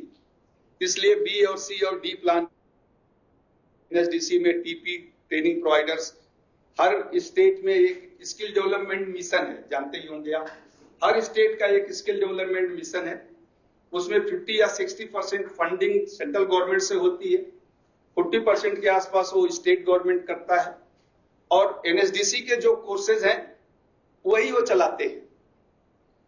कुछ जगह एनएसडीसी उनको एथराइज करता है, जो सेंट्रल गवर्नमेंट के हैं उससे जो कोर्सेज है एनएसडीसी एथराइज करता है, और जो स्टेट गवर्नमेंट के पैसे हैं स्टेट वाले एथराइज करते हैं। तो कानपुर में जब मैं था 11, 12, 13, वहां के कानपुर में और जगह के मतलब 5, 7, 10 बच्चे हैं जिनको मैं जानता हूं, वो यही चलाते हैं। वो एनएसडीसी के यानी ट्रेनिंग प्रोवाइडर्स हैं, कोर्सेज चलाते हैं, हालांकि उनको डायरेक्ट कोर्स मतलब डायरेक्ट वो नहीं मिला है, उससे वो सब लेटिंग कर लेते हैं, मतलब उससे वो कुछ ठीक है 200-500 बच्चों को साल में पढ़ा देते हैं, 200-500 बच्चों को भी साल में पढ़ा रहती है उनसे, तो उनसे मतलब इतनी कमाई होती है जितनी एक इंस्ट्रक्टर की साल भर में हो जाती है, उससे अच्छा पैसा वो कमा लेते हैं। मेहनत करके अगर कहीं प्लेसमेंट बच्चों को करा दिए तो फिर उनके यहाँ भीड़ लग जाती है, और भी बच्चे पैसे देके पढ़ने के लिए आ जाते हैं। केवल मोटर बाइंडिंग का कोर्स इलेक्ट्रीशियन का है, सीआईटीएस का बच्चा, तो वहां का है, संत कबीर नगर यूपी का, चलो नाम तो क्या बताना उसका। तो आया था देहरादून में, तो वो केवल वेल्डिंग, अरे सॉरी, इसका मोटर वाइंडिंग का करता है, मोटर वाइंडिंग का ही वो पूरा करता है। और इंडस्ट्रीज में भी आता है, यहाँ भी है, हिमाचल में है और जगहों पे। और उसका 2 महीने का मोटर वाइंडिंग का ही केवल 2 महीने की वो प्रैक्टिस कराएगा और एक रहेगा। कुछ बच्चे हैं उसके, आप भी प्राइवेट में जैसे जो मोटर बेचने वाले हैं, दुकानों को उसने नंबर दे रखा है कि किसी का मोटर अगर जल गया या वाइंडिंग कर, तो अपने ट्रेनिस को भेज देता है कि जाके वो मोटर वाइंड करके आ जाओ। ऐसी बात नहीं कि इसलिए घर बैठना नहीं, यहाँ कोर्स कर लिया, आप जब इंस्ट्रक्टर बन जाएंगे तभी जाएंगे, नहीं तो आराम से घर पर बैठ के सो जाए। वो नहीं, वो कल्चर मैं कभी एडवाइस नहीं करता हूं। इसलिए जो भी मुझे फोन करेगा, जिसको भी मैं कहता हूं कि ऐसा नहीं है, आप मेहनत करो, आप छोटा मोटा अपना बिजनेस शुरू, जैसे देखिए आपके इलेक्ट्रीशियन में ही या फिर आपके इलेक्ट्रॉनिक्स में ही वॉशिंग मशीन सबके घर में है। सबके घर में आजकल देखिए गीजर हैं, इलेक्ट्रॉनिक अप्लायंसेस इतने हैं कि उसके लिए टेक्नीशियंस नहीं मिलते। 15 एम्स का फ्यूज, 15 एम्स की जो गीजर में लगती है, उसको मैं अपने घर का एक्सपीरियंस बता रहा हूं, उसको चेंज करने के लिए जो एक तो 2 दिन 3 दिन फोन करके आया, उसको चेंज किया 15 एम्स की एमसीबी का जो कास्ट थी वो तो उसने ऐसे लिया, घर पर आके चेंज करने का 200 रुपया उसका, और 10 मिनट में चेंज करके चला गया।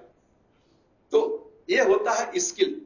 तो बोला ना, किसी की गाड़ी खराब हो गई थी, परेशान था, नहीं चल रहा था, एक्सपर्ट्स को बुलाया, एक्सपर्ट आया, उसने बोनट खोला, उसका देखा इधर उधर, 1-2 जगह कुछ उसने टाइट किया और थोड़ा सा हैमरिंग किया, बोला आप स्टार्ट करो, स्टार्ट हो गया। कितना हुआ तुम्हारा? तो 1000 रुपया हो गया। बोले यार 2 जगह तो तुमने हैमरिंग किया और 2 जगह टाइट कर दिया, इसका 1000 रुपया। बोला यही तो दक्षता है मेरी, आप एक, तो यही तो मेरा स्किल है कि मैं उसी का पैसा लेता हूं, स्किल है। हमारे यहाँ जो है डायरेक्टर के अभी इलाहाबाद में है अशोक कुमार साहब, डिप्टी डीजी थे, वो कहते हैं कि जॉब की कमी नहीं है, स्किल। आज भी आप इंडस्ट्री में जाए, इंडस्ट्री वाले मिलते हैं, वो कहते हैं कि हमें तो हमारे स्किल का नहीं कोई मिलता है, कोई ट्रेनिंग करके हमें दे दे। यहाँ एक गारमेंट इंडस्ट्रीज के हैं, आते रहते हैं, अच्छे दोस्त हैं, उनके यहाँ 100-200 की जरूरत हमेशा हर साल होती है। 15,000 से शुरू करते हैं, वो फिर आगे बढ़ाते रहते हैं। बट कहते हैं कि मेरे रिक्वायरमेंट के अनुसार चाहिए और मैं उनको ट्रेनिंग नहीं करा सकता, मेरे पास इतना समय नहीं है, रिसोर्सेज नहीं है कि मैं उनको ट्रेनिंग कराऊं, मेरा प्रोडक्शन हैम्पर होगा। तो क्वालिटी चाहिए। पिछली बार कटिंग एंड स्विंग और फैशन टेक्नोलॉजी सर्वे में अपना जो महिला ITI है, उसके प्रिंसिपल से उनके इंस्ट्रक्टर्स को मैंने कहा यार आप भेजो बच्चों को प्लेसमेंट्स के लिए, 5 बच्चे केवल, 5 बच्चियां केवल आएंगी। चलिए छोड़िए। तो इसलिए जरूरी है कि आप उसमें कितना इंटरेस्ट लेते हो। यूट्यूब पर आप अगर कुछ अच्छा, आप स्पीकिंग पावर आपका है, बोलना अच्छा जानते हैं, रिप्रेजेंट अच्छा करना चाहते हैं, तो कुछ भी आप मैसेज डाल दें, मैसेज से ही अच्छा हो जाएगा। मैसेज ही आप डालते रहे, 10, 20, 50 डेली मैसेज डालते रहे, देखिए इतने लाइक्स आएंगे कि 2, 4, 10,000, 20,000 आप महीने में कमा लोगे। बट वो कला तो होनी चाहिए। चलिए अब मैं आता हूं, मैंने आपको लेसन प्लान क्या होता है,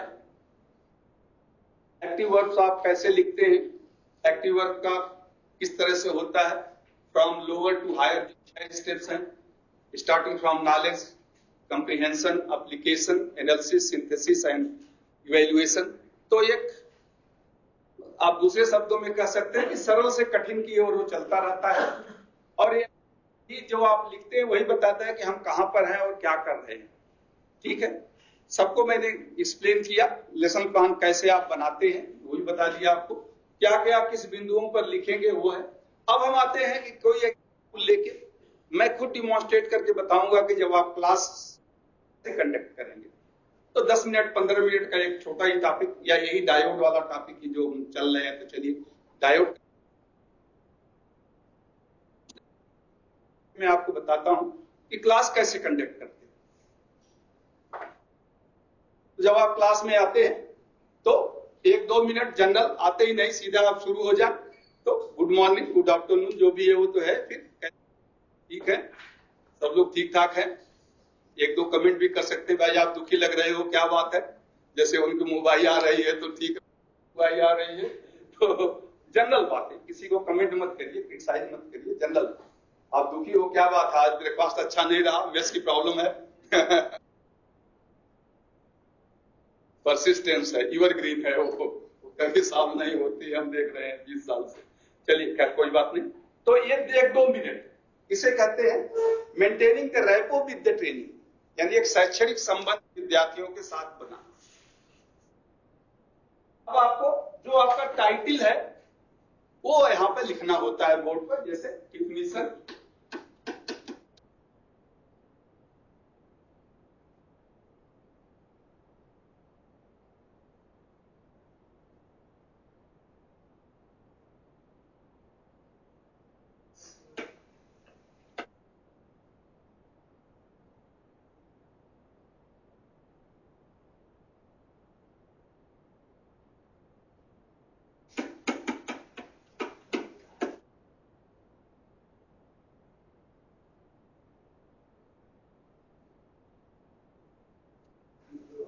इंग्लिश में लिखे तो कैपिटल में, हिंदी में लिखे तो मात्राओं का ध्यान रखें कि कोई मात्रा गलत ना हो, और यहां भी कैपिटल में लिखते समय स्पेलिंग का ध्यान रखें कि स्पेलिंग गलत ना हो, और दूसरा ऊपर से यहां से कम 5 या 6 या 10 सेंटीमीटर जैसा भी आपका बोर्ड है छोड़ दें, और 6 to 8 ये जो होता है सेंटीमीटर, इसका भी बहुत बड़ा नहीं बहुत छोटा नहीं, ये स्टैंडर्ड साइज है 6 to 8 सेंटीमीटर। आगे हम आएंगे जब उसमें तब बताएंगे आपको अगला 50 मिनट में। तो 20 में लिखे, यहां से थोड़ा छोड़ दें, एक लाइन में अगर पूरा हो जाता है तो ठीक है, एक लाइन में नहीं पूरा होता तो दूसरे लाइन में 20 में, यहां से न शुरू करें, 20 में, जैसे मैंने यहां 20 में लिखा है, 20 में लिखे और इसको अंडरलाइन कर दें। ये आपको आते ही से हो आप लोग क्या है, गुड मॉर्निंग गुड आफ्टरनून, इसको लिखना है। लिखने के बाद अब आप क्लास की तरफ आए, क्लास को फेस करते हुए जो आपने लिखा है वही बताना है कि मैं आज आपको डायोड की परिभाषा, सिद्धांत और कार्यविधि बताऊंगा। तो वो रुक से कहते हैं कि पॉज इज द मस्ट। मैं आज आपको डायोड की परिभाषा, सिद्धांत और कार्यविधि बताऊंगा, ऐसा नहीं, फास्ट ट्रेन की तरह नहीं, पैसेंजर ट्रेन की तरह हर स्टेशन पर रुकना होता है, सवारी उतरेगी चढ़ेगी, तो इसलिए हर स्टेशन एक स्टेशन आपका है, तीनों स्टेशन पर रुकते हुए बताना है कि मैं आज आपको, एक सेकंड रुकिए, मैं आज आपको डायोड की परिभाषा, एक सेकंड रुकिए, सिद्धांत और कार्यविधि बताऊंगा, ठीक है, इसे कहते हैं पॉजिंग। बोलते समय आप टीवी के न्यूज रीडर को सुनिए ध्यान से, देखिए best example of the pausing, कितना अच्छा उनका पॉजिंग होता है, किसी भी चीज को कहेंगे 1 सेकंड रुक के फिर कहेंगे, तो उससे इफेक्टिव होता है। लीडर्स जो अच्छे लीडर्स होते हैं, तो teacher must be a good orator, मैंने पहले ही बताया था एक गुड ऑरेटर। तो अटल बिहारी वाजपेयी आप लोगों में से नहीं सुने होंगे, एक अच्छे ऑरेटर थे, बहुत अच्छा उनका भाषण होता था, बट उनका पॉज थोड़ा लंबा होता था, सो जाते थे उसके बाद मैं आज आपको इस महान भारत देश की, तो उतना लंबा पॉज नहीं चाहिए, बट ठीक है, उनको नमन करते हैं, बहुत अच्छे लीडर थे देश के। तो इस डायोड की परिभाषा, सिद्धांत और कार्यविधि बताऊंगा। बताते समय ठीक है, बिल्कुल ऐसे सावधान नहीं है, ऐसे नहीं रहना, नॉर्मल जो आपका gesture, facial expression, eye contact, वो सब बनाए रखना, वो सब पार्ट है। और नॉट लाइक ए केजिंग लायन, ये पिंजरे में जो शेर बंद होता वैसा नहीं, आपको फ्रीडम है, नॉर्मल इतना आप डाल सकते हैं, इतना ही, पर ज्यादा नहीं, पीछे तक आगे तक वैसा नहीं। और ये बोलते समय पीछे नहीं, मैं सर कि मैं आज आपको फिर पीछे देखेंगे। डायोड की परिभाषा, सिद्धांत और कार्य। भाई जो आपने लिखा है वो कहीं नहीं जाएगा, वो तो बोर्ड पे ही रहेगा, तो पीछे देखने की जरूरत नहीं है, उसको मुड़ मुड़ आदत हो जाती है, हैबिट है। इन सब हैबिट्स को अब इसके बाद कल आपने क्या पढ़ाया? पीएन जंक्शन की परिभाषा और सिद्धांत बताया था या पढ़ाया था। अब आपको ये प्रश्न पूछना होता है, पीएन जंक्शन का सिद्धांत क्या है?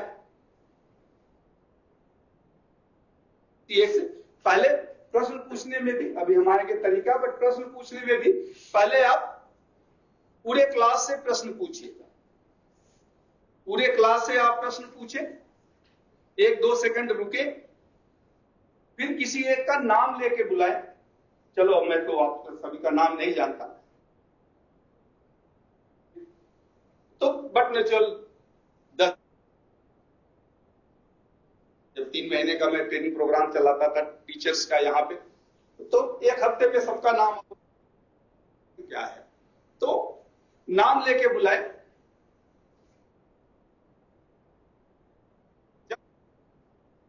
बीच में उस टोके नहीं, गलत बता रहे हो, बता रहे छोड़ो यार, यही बता रहे हो, बैठ जाओ। Don't make the mockery of his answer. वो जो बताए उसका उपहास न उड़ाए, क्रिटिसाइज न करें, या कभी कभी टीचर जो है, अच्छा मैंने यही बताया था, जो उन्होंने बताया उसको रिपीट करते हैं। ये टाइम वेस्टिंग प्रोसेस है, ऐसा न करें कभी भी। तो गलत उन्होंने सही बताया, बैठ जाइए, सही बताया वेरी गुड, गलत बताया नहीं आपने थोड़ा गलत बताया। पीएन जंक्शन की परिभाषा क्या, सॉरी पी टाइप सेमीकंडक्टर की परिभाषा क्या है, अब उसको आप लिंक कर दें। फिर वही बोले कि कल मैंने आपको पीएन जंक्शन की परिभाषा और सिद्धांत बताया था, आज की परिभाषा, सिद्धांत और कार्यविधि बताऊंगा। ऑब्जेक्टिव आपको बताने की जरूरत नहीं होती है, टाइटल के बाद सीधा आप रिव्यू और लिंक पर आते हैं। टीचिंग एड भी बताने की जरूरत नहीं होती है, चार्ट ट्रांसपेरेंसी जो आप जब दिखाएंगे तब आप दिखाएंगे। अब मोटिवेशन है। अब मैंने कहा कि दैनिक जीवन से आप इसे कहीं न कहीं लिंक करें, तो चलिए जैसे डायोड का मैं सोच ही रहा था क्या लिंक करूं, कोई है आपको डायोड को दैनिक जीवन के एग्जाम्पल से लिंक करने का कोई एग्जाम्पल आप बताइए।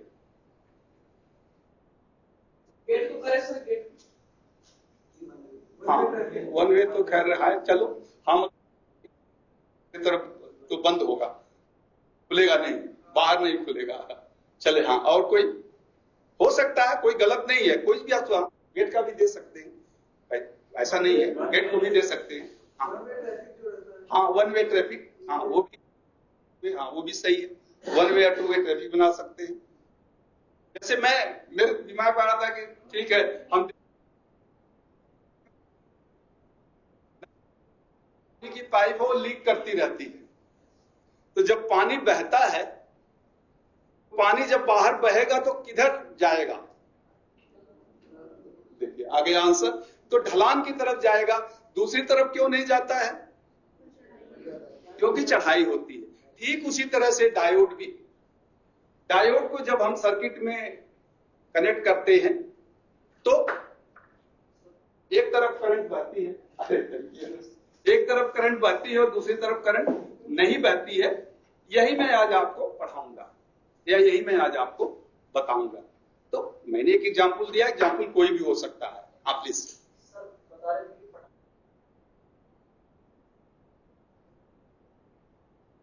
बताऊंगा, डिस्कस करूंगा, परिचर्चा करूंगा, चर्चा करेंगे। तो नहीं बताऊंगा। हाँ एक पढ़ाना में थोड़ा और कोई नहीं मतलब है, पढ़ाने का मतलब आता है कि मैं आपसे बड़ा हूं, मैंने पहले आप भाई सभी लोग ह्यूमन बीइंग है तो सबका एक रिस्पेक्ट होना चाहिए। तो जब मैं कहूंगा कि मैं पढ़ाऊंगा तो सीनियर या सुपीरियर, तो वो एक फील, इसलिए कहा गया कि पढ़ाना सब न कह के मैं आपको या परिचर्चा करूंगा, विस्तार से बताऊंगा, ये कह सकते हैं। सबसे अच्छा वर्ड कौन सा होगा? या आप इसके बारे में बात करना है? नहीं, बारे में तो फिर वो अनवॉन्डरिंग होता है, उसको आप प्रूव नहीं कर सकते। सबसे अच्छा क्या बोल सकते हैं? हैं? सबसे अच्छा क्या वर्ड? सबसे अच्छा तो बताऊंगा ही होगा या समझाऊंगा।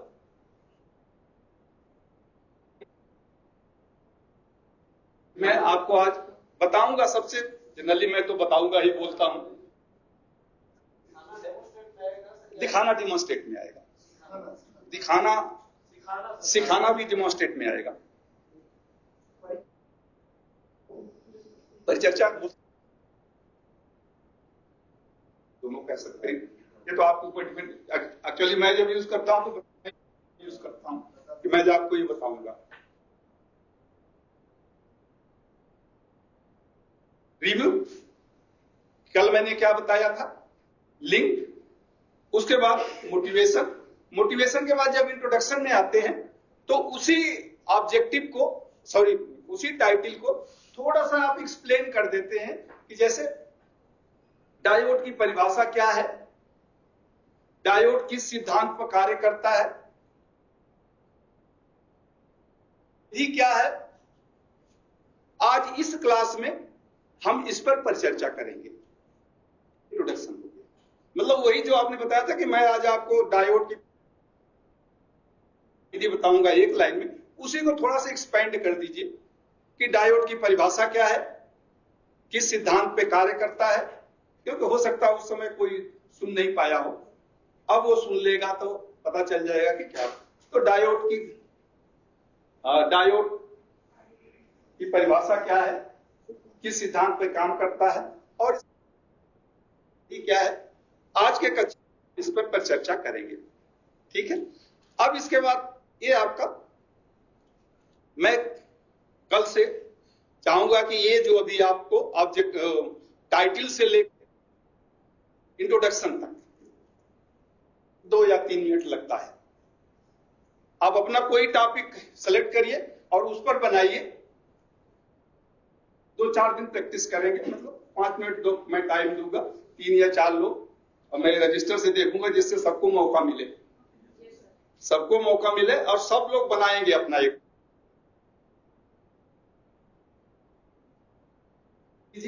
मैं इसी का फिर से बता देता हूं, बीच में एक्सप्लेन नहीं करूंगा, ऐसे ही आपको बताना होगा। गुड मॉर्निंग, कैसे हैं आप लोग? ठीक है, उसके बाद लिख दिया। आज परिभाषा, सिद्धांत और कार्यविधि बताऊंगा। पीएन जंक्शन की परिभाषा और सिद्धांत बताया था। पीएन जंक्शन की परिभाषा क्या है आप बैठ जाइए। नहीं, आपने गलत बताया, कल मैंने बताया था, अब मैं बता देंगे।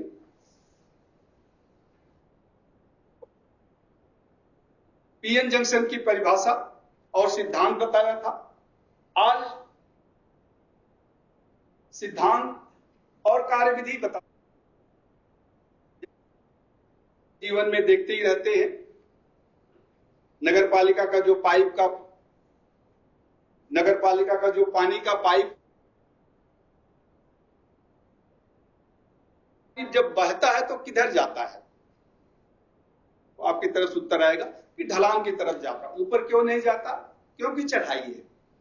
ठीक उसी प्रकार से डायोड जब सर्किट में लगा होता है, एक दिशा में वो करंट को जाने, दूसरी दिशा में करंट को रोक देता है।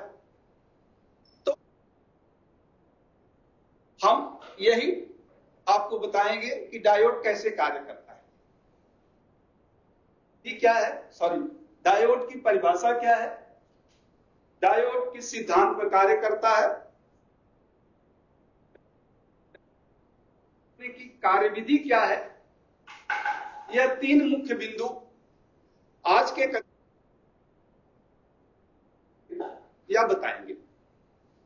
ठीक है, तो ये इतना आपको सबको कम से कम 1 हफ्ते तक हम यही प्रैक्टिस करेंगे, क्योंकि ये बहुत जरूरी है। इसमें लोग भूल जाते हैं, क्रम भूल जाते हैं, क्रम बहुत जरूरी है। ठीक है, अब इसके बाद हाँ प्लीज। कभी-कभी जिधर पढ़ाते हैं आप बोर्ड पे जाके, तो जो स्टोरी बोलना ठीक है? इसमें नहीं, अगर कुछ गलत शब्द बोल दिए तो सारी बोलना क्यों नहीं, इसमें सारी तो भाई जब आप कुछ गलत कहेंगे तभी तो आपने रिव्यू के लिए कहा था, उसने पहली बार आएंगे तो रिव्यू नहीं आएगा। हाँ, बहुत अच्छा प्रश्न। क्या मतलब पहला अगर शुरू किया है तो उसमें मैंने पिछले आपको बताया था, जब टीचिंग पॉइंट हम सेलेक्ट करते हैं पिछले वीक में हमने वो model of the training, assessing the entry behaviour of the trainees, यानी विद्यार्थियों का ज्ञान का पता लगाना।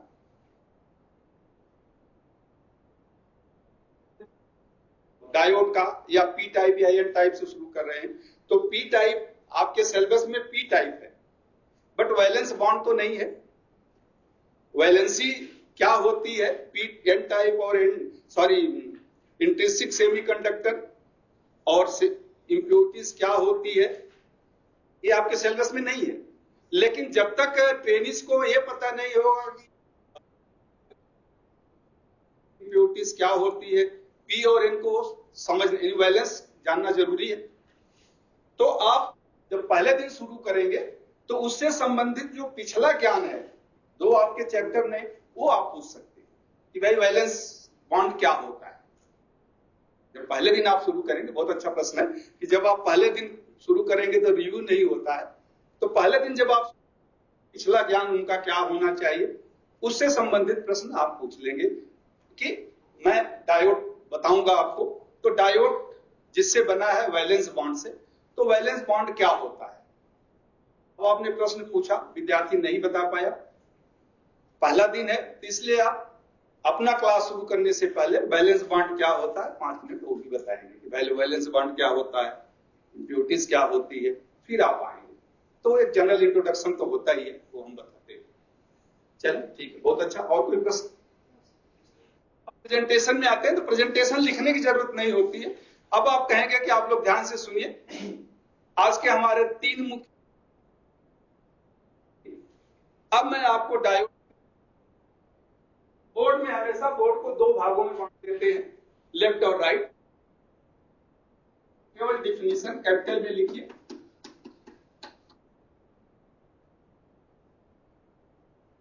सेमीकोलन, और इसको अंडरलाइन कर भी सकते हैं, नहीं कर सकते हैं, इसको हार्ड एंड फास्ट रूल है, बट इसको अंडरलाइन करना चाहिए। डिफिनीशन लिख के केवल छोड़ दें बस।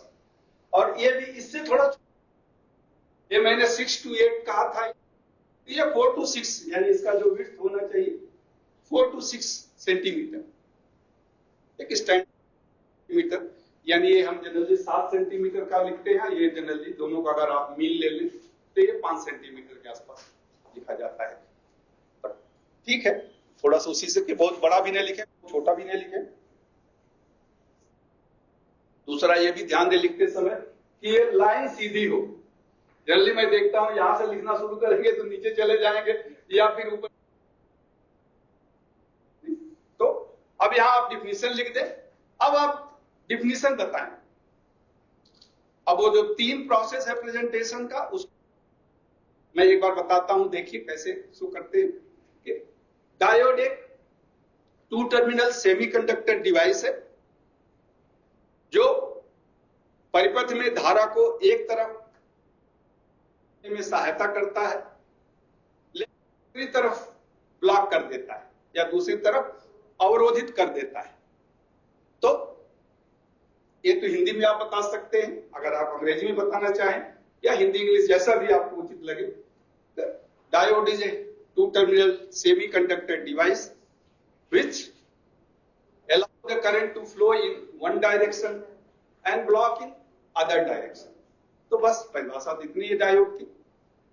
अब आप एक, तो पहले आप प्रश्न पूछेंगे डायोड की परिभाषा क्या है। 1-2 सेकंड रुके, किसी का नाम लेके बुलाएं, आप बताइए, बता रहे हो सुनिए, बैठ जाइए। नहीं ठीक बताया आपने, थोड़ा सा गलत है, मैं फिर से बता देता हूं, तो फिर से आप डायोड की परिभाषा बता। ये पहला पार्ट हो गया आपका डिस्क्रिप्शन एंड डिस्कशन। दूसरा, अब मैंने जो आपको परिभाषा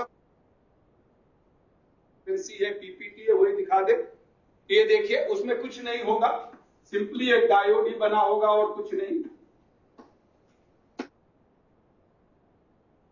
ये डायोड है। अब यहां पर पॉइंटर रखिए, विद्यार्थी की तरफ देखिए और वही बताइए परिभाषा जो आपने पहले बताया था, वही परिभाषा बता दीजिए।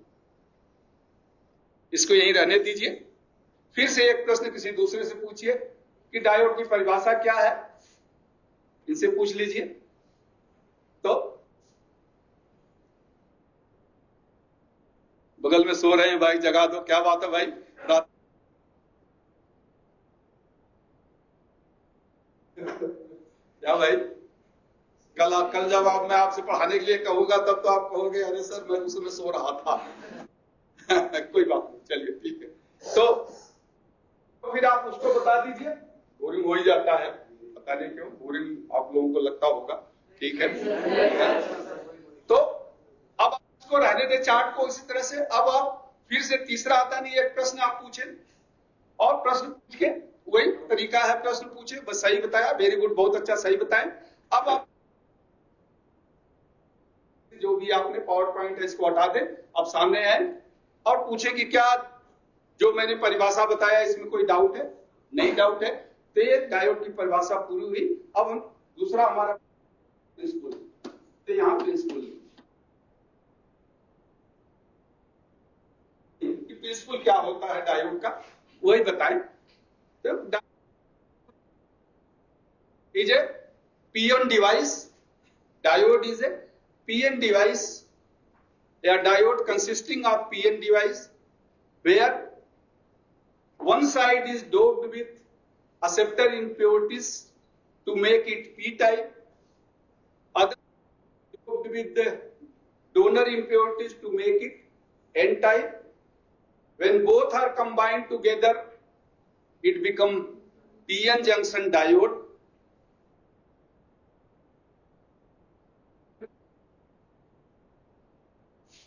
Biased, allow the current to flow in one direction. Hindi में आप बता सकते हैं इसको कि P और N टाइप जंक्शन को मिलकर PN डायोड बनता है। इसमें एक तरफ डोनर, एक तरफ एक्सेप्टर इंप्योरिटीज जब मिक्स करते हैं तो वो P टाइप बन जाता है। दूसरी तरफ जब डोनर इंप्योरिटीज मिक्स करते हैं तो वो N टाइप बन जाता है।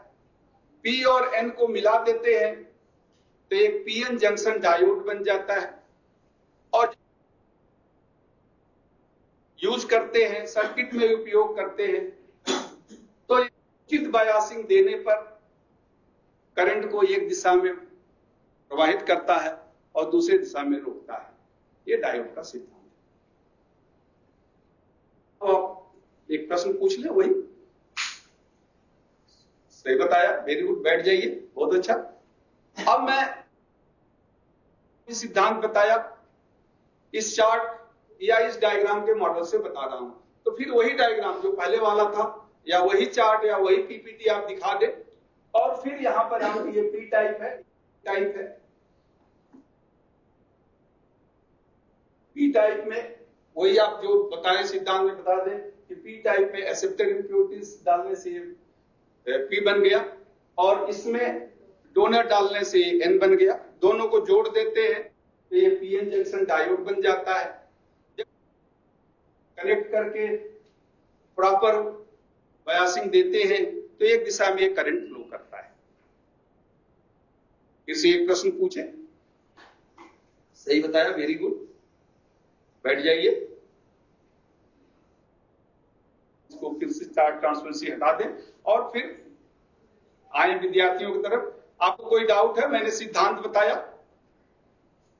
कोई पूछता है कि पी टाइप कैसे बना, सर बता दीजिए, तो केवल पी टाइप बनाइए। कोई एन टाइप पूछता है या फिर बायसिंग के पूछता है कि भाई बायसिंग कैसे देते हैं, तो आप बोलो, हम आगे बताएंगे वर्किंग प्रोसेस में बायसिंग कैसे होता है, तो वो वहां उनको बता दें। ये प्रिंसिपल खत्म हुआ। किसी को डाउट कोई या पूछ ले, क्योंकि हर स्टेप को पूछ ले, नहीं तो हम चले। आज का हमारा तीसरा स्टेप है वर्किंग।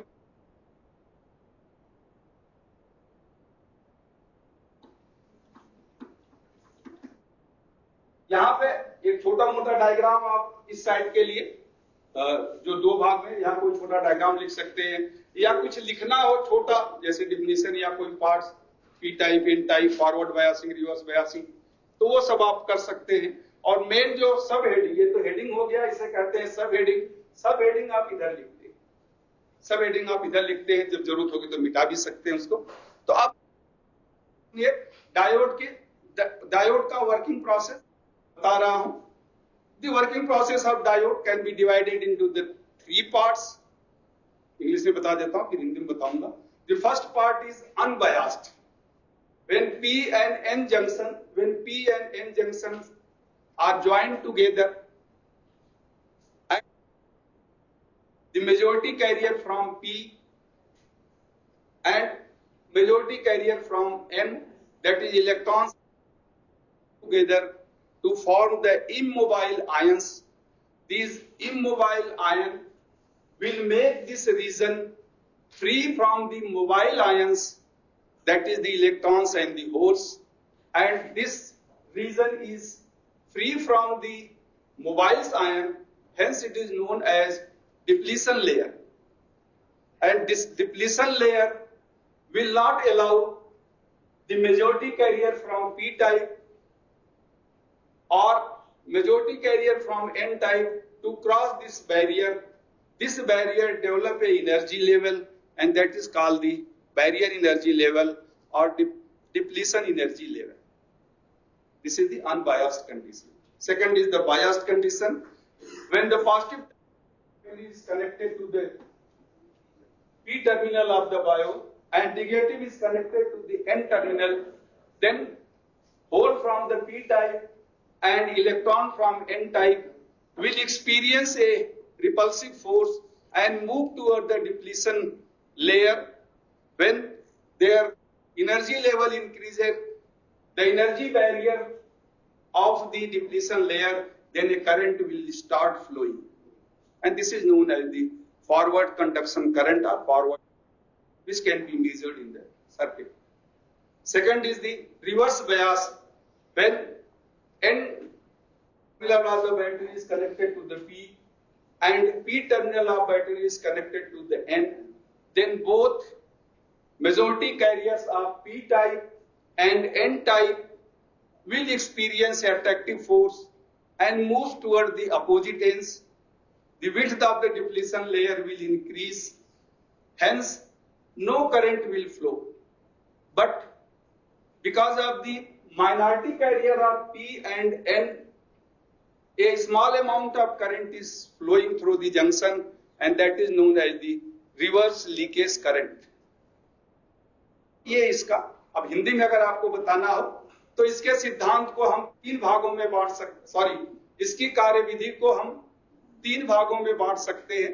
पहला है कि जब कोई बाह्य स्रोत नहीं लगाया गया हो, जिसे अनबायसिंग कहते हैं, तो अनबायसिंग में P और N जहां मिलते हैं वहां पे होल और इलेक्ट्रॉन्स आपस में कंबाइंड होके इमोबाइल आयंस यानी स्थिर आयन बना देते हैं, और ये स्थिर आयन फिर दूसरे आयंस को एक तरफ से दूसरे तरफ नहीं जाने देते हैं।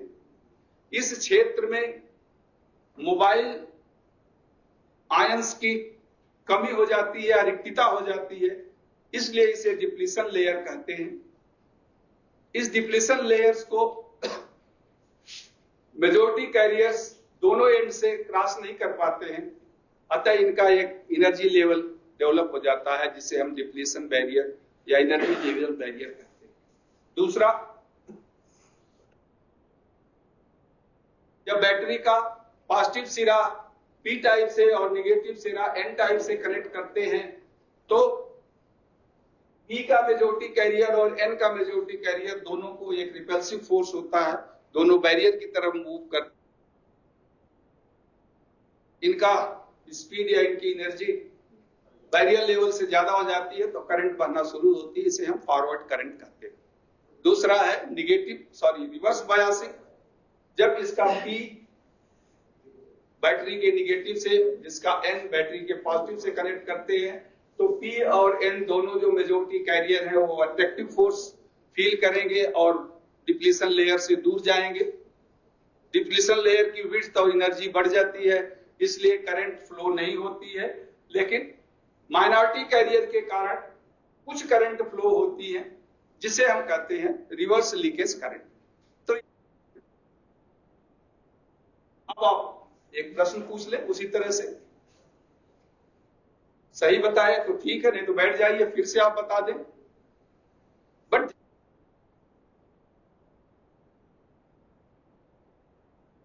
दूसरी बार भी वही हो, तीसरी बार भी वही हो, उसमें कोई परिवर्तन ना हो, उन शब्दों में कोई परिवर्तन ना हो, ये ध्यान रखें।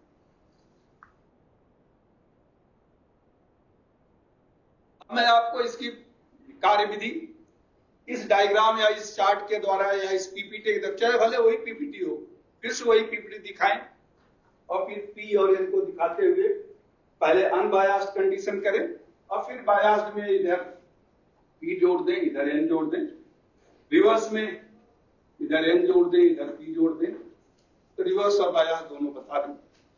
ठीक है,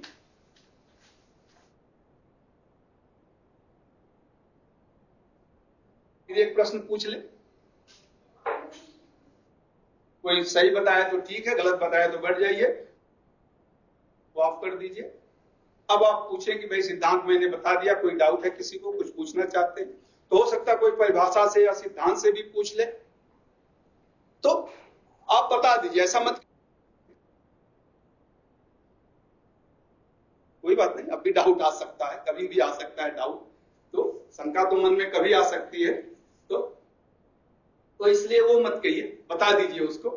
अब आप कहें कि ये जो आज का पाठ था, 3 जो मुख्य पाठ थे, डिफिनीशन, प्रिंसिपल और वर्किंग प्रोसेस, खत्म हुआ, पूछूंगा, यानी हम समरी में आ गए। तो अब इधर से एक क्या होती है डायोड की पूछ लें, बीच से आप पूछ लें सिद्धांत क्या होता है, और यहां से एक एक करके पहले इनसे पूछे, फिर इनसे पूछे, फिर इनसे पूछे, कार्यविधि से सुनते रहिए, कुछ बोलना नहीं है, केवल आप सुनते रहें, और जब खत्म हो जाए तब आप बताएं कि जो आपने बताया इसे लगता है कि परिभाषा को याद हो गई है, परिभाषा में कोई डाउट नहीं है, इसलिए परिभाषा को मैं नहीं बताऊंगा। सिद्धांत में थोड़ा सा आपने गलत बताया तो एक बार पुनः मैं सिद्धांत को बता देता हूं, एक बार फिर से सिद्धांत को बता दे, लेकिन तो 3 स्टेप्स बताए थे वो आपने सही नहीं बताया, तो पुनः जो प्रस्तुतिकरण में या प्रेजेंटेशन में एक्सप्लेन किया था, ध्यान से आप देखिए, मैं पुनः उसको एक्सप्लेन कर रहा हूं, उन्हें एक्सप्लेन कर दे। अब भी किसी को डाउट है, पूछना है? नहीं, अब आप एप्लीकेशन में आ जाइए, परिभाषा आप बताइए, नहीं बता पाए तो खड़े रहिए, अब आप बताइए, प्रैक्टिस करा दीजिए 1-2 बार, ठीक है। अब आप टेस्ट में 1-2 ज्यादा प्रश्न पूछ सकते हैं, उसमें रिवर्स लीकेज करंट होती है, इंट्रिंसिक सेमीकंडक्टर क्या होता है, इंप्योरिटीज क्या होती है, प्योर सेमीकंडक्टर और इम्प्योर सेमीकंडक्टर क्या किसे कहते हैं, तो इस तरह के कुछ 2-3 प्रश्न आप पूछ लें। उसके बाद आप परिभाषा और रिवर्स बायसिंग करंट क्या होती है, यह आप कल लिखकर मुझे दिखाएंगे, यानी ये आपका होमवर्क असाइनमेंट हो गया। आजकल अब जो कुछ भी मैंने बताया हुआ, राइटर कोई इलेक्ट्रॉनिक को एस डी शर्मा, इलेक्ट्रॉनिक की बुक एस डी शर्मा की बुक, यानी प्रिंसिपल ऑफ इलेक्ट्रॉनिक शायद नाम है उसका ना, तो प्रिंसिपल ऑफ इलेक्ट्रॉनिक जिसके लेखक एस डी शर्मा है, पेज नंबर 42 पर ये लिखा हुआ है। अगर आपको डाउट है या फिर मैंने मल्टीमीडिया या यूट्यूब से देखा, उसका लिंक ये है, वहां पर आप जाके पढ़ सकते हैं। कल मैं आपको सिद्धांत और कार्यविधि बताऊंगा। कोई डाउट? 10 मिनट मुश्किल से हुआ, 10 मिनट में पूरा हो गया। तो जब फाइनल एग्जाम होगा तभी 10-15 मिनट आपका होगा। अब ये छोटा है, पर जब ज्यादा होगा ठीक है। यहां तो एक स्टैंडर्ड प्रोसेस है प्रैक्टिस करने के लिए, जैसा मैंने बताया था कि छोटे बच्चों को ये लिखना होता तो 1 हफ्ते तक केवल लाइन खींचना, 2 हफ्ते तक ये लाइन खींचना, उसी तरह से यहाँ एक प्रैक्टिस करने के लिए 3 या 4 बार प्रश्न पूछना है। जैसे एक बार आपने रिव्यू में पूछ लिया, फिर यहाँ प्रेजेंटेशन में देखिए 2 बार प्रश्न पूछते हैं, तो 2 बार वो हो गया, 1 बार वो, 3 बार, एक समरी में, एक एप्लीकेशन में, यानी 4 बार उसी चीज को आप 4 बार प्रश्न पूछते हैं। लेकिन जब आप रियल एज ए टीचर पढ़ाते हैं तो 1 बार या 2 बार प्रश्न पूछने से ही आपको पता चल जाता है कि कहाँ डाउट है कहाँ नहीं। लेकिन यहाँ एज ए ट्रेनीज इंस्ट्रक्टर, आप ट्रेनीज हैं तो इस पैटर्न को फॉलो करेंगे, और 1 बार 2 बार 4 बार 6 बार जब आप इसको फॉलो करते हैं तो धीरे धीरे फिर वो आपका हैबिट बन जाता है। तो फिर ठीक है, जहां 4 या 5 बार प्रश्न पूछना है तो कम से कम 2 बार तो पूछ ही लेंगे। जब आप नॉर्मल पढ़ाना शुरू करेंगे तो 2 बार पूछ लेंगे। कोई डाउट है, कुछ पूछना चाहेंगे इस पे? तो टाइम भी नहीं रहा कि हम शुरू करें। हाँ प्लीज।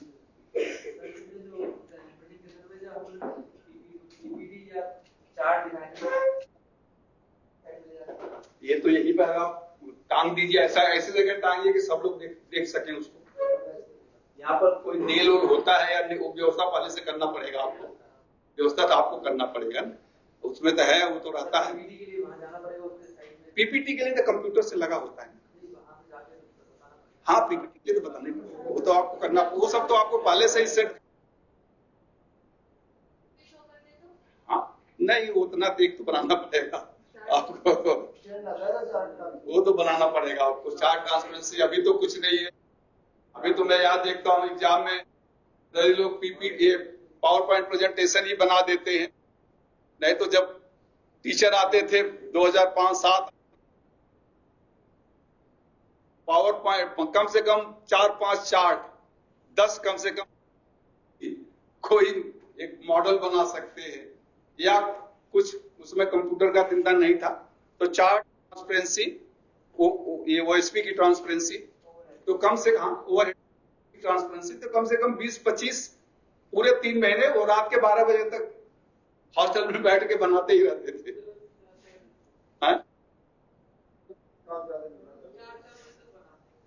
अच्छी बात है बनाते हैं, तो जब जरूरत है तो बनाना ही पड़ेगा। तो मेरे कहने का मतलब ये है कि जितना आप बनाएंगे तो एक प्रैक्टिस भी होती है ना, कि आप बना रहे हैं कोई चीज तो उससे सीखेंगे। यहाँ भी बना सकते हैं, बट यहाँ छोटा है, बट टीचिंग एड के लिए जरूरी है कि आप कुछ बनाएं, पावर पॉइंट बना दें।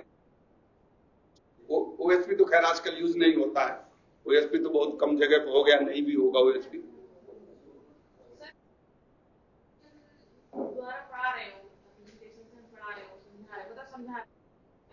तभी सर हमको मतलब चार्ट या 3 पॉइंट है भाई ना, फिर तो कंफ्यूज क्यों कर रही है? पहले फिर प्रश्न पूछ लेंगे, फिर वही आप चार्ट या ट्रांसपेरेंसी जो आपका उसको दिखाते हुए बताएंगे। चार्ट यहाँ आपका रखा हुआ, अब आप उसको खोल के यहाँ लगा देंगे कि ठीक है, जो कुछ मैंने बताया अब इस चार्ट से मैं बता। चलिए ठीक है। अब मैंने जैसे बोला था टाइटल से ले, हाँ, पीछे कुछ पूछ रहे थे। हाँ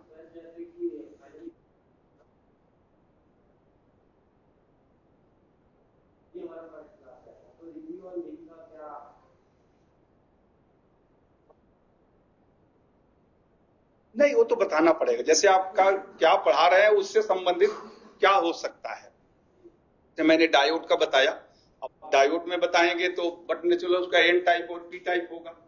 आप ट्रांजिस्टर में बताएंगे, मैंने डायोड पढ़ाया था, तो वो तो आपको बताना पड़ेगा कुछ न कुछ कि मैंने कल क्या पढ़ाया था।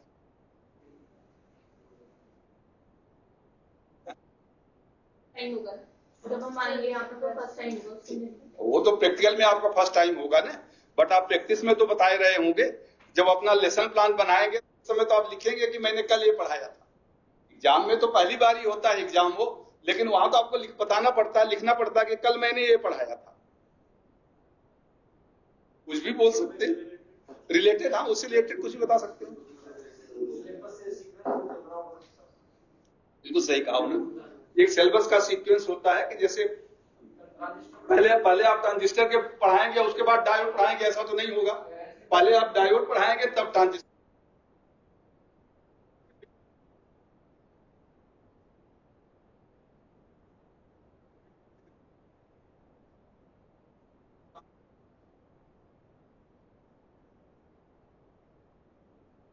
डायोड में क्या पढ़ाया था, सिद्धांत कार्यविधि जो भी बता दे, फॉरवर्ड बायसिंग, रिवर्स बायसिंग, वो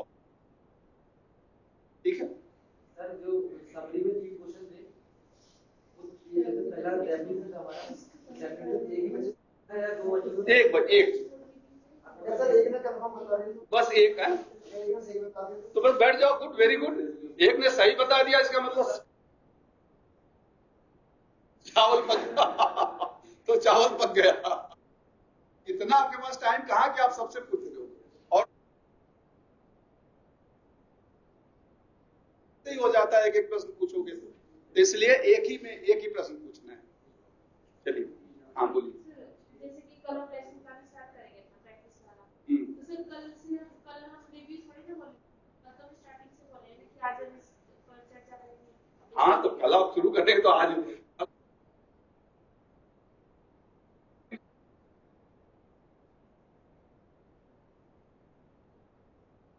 वो तो नेक्स्ट लेसन में आएगा।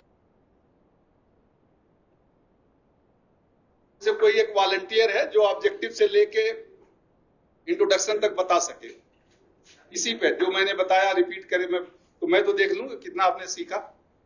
Any volunteer? हाँ प्लीज आ जाइए यहाँ पे, बस 2 मिनट 5 मिनट का समय लूंगा।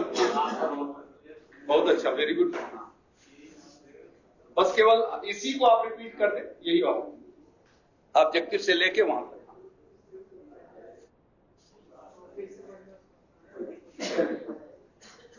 Good morning class. कैमरा है, ऑन है कैमरा के सामने। अब कोई बात नहीं चलिए कोई बात नहीं, कंफ्यूज मत होइए। सर इनको बताना है यार टॉपिक नोट। आप शुरू करिए, यही जो डायोड का है शुरू करिए, जो मैंने बताया जैसे बताया।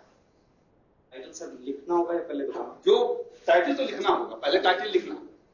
पहले गुड मॉर्निंग हो गया, कैसे हैं आप लोग, फिर आप टाइटल लिखिए। डी पहले ही आपने बड़ा लिख दिया हाँ मिटा दीजिए।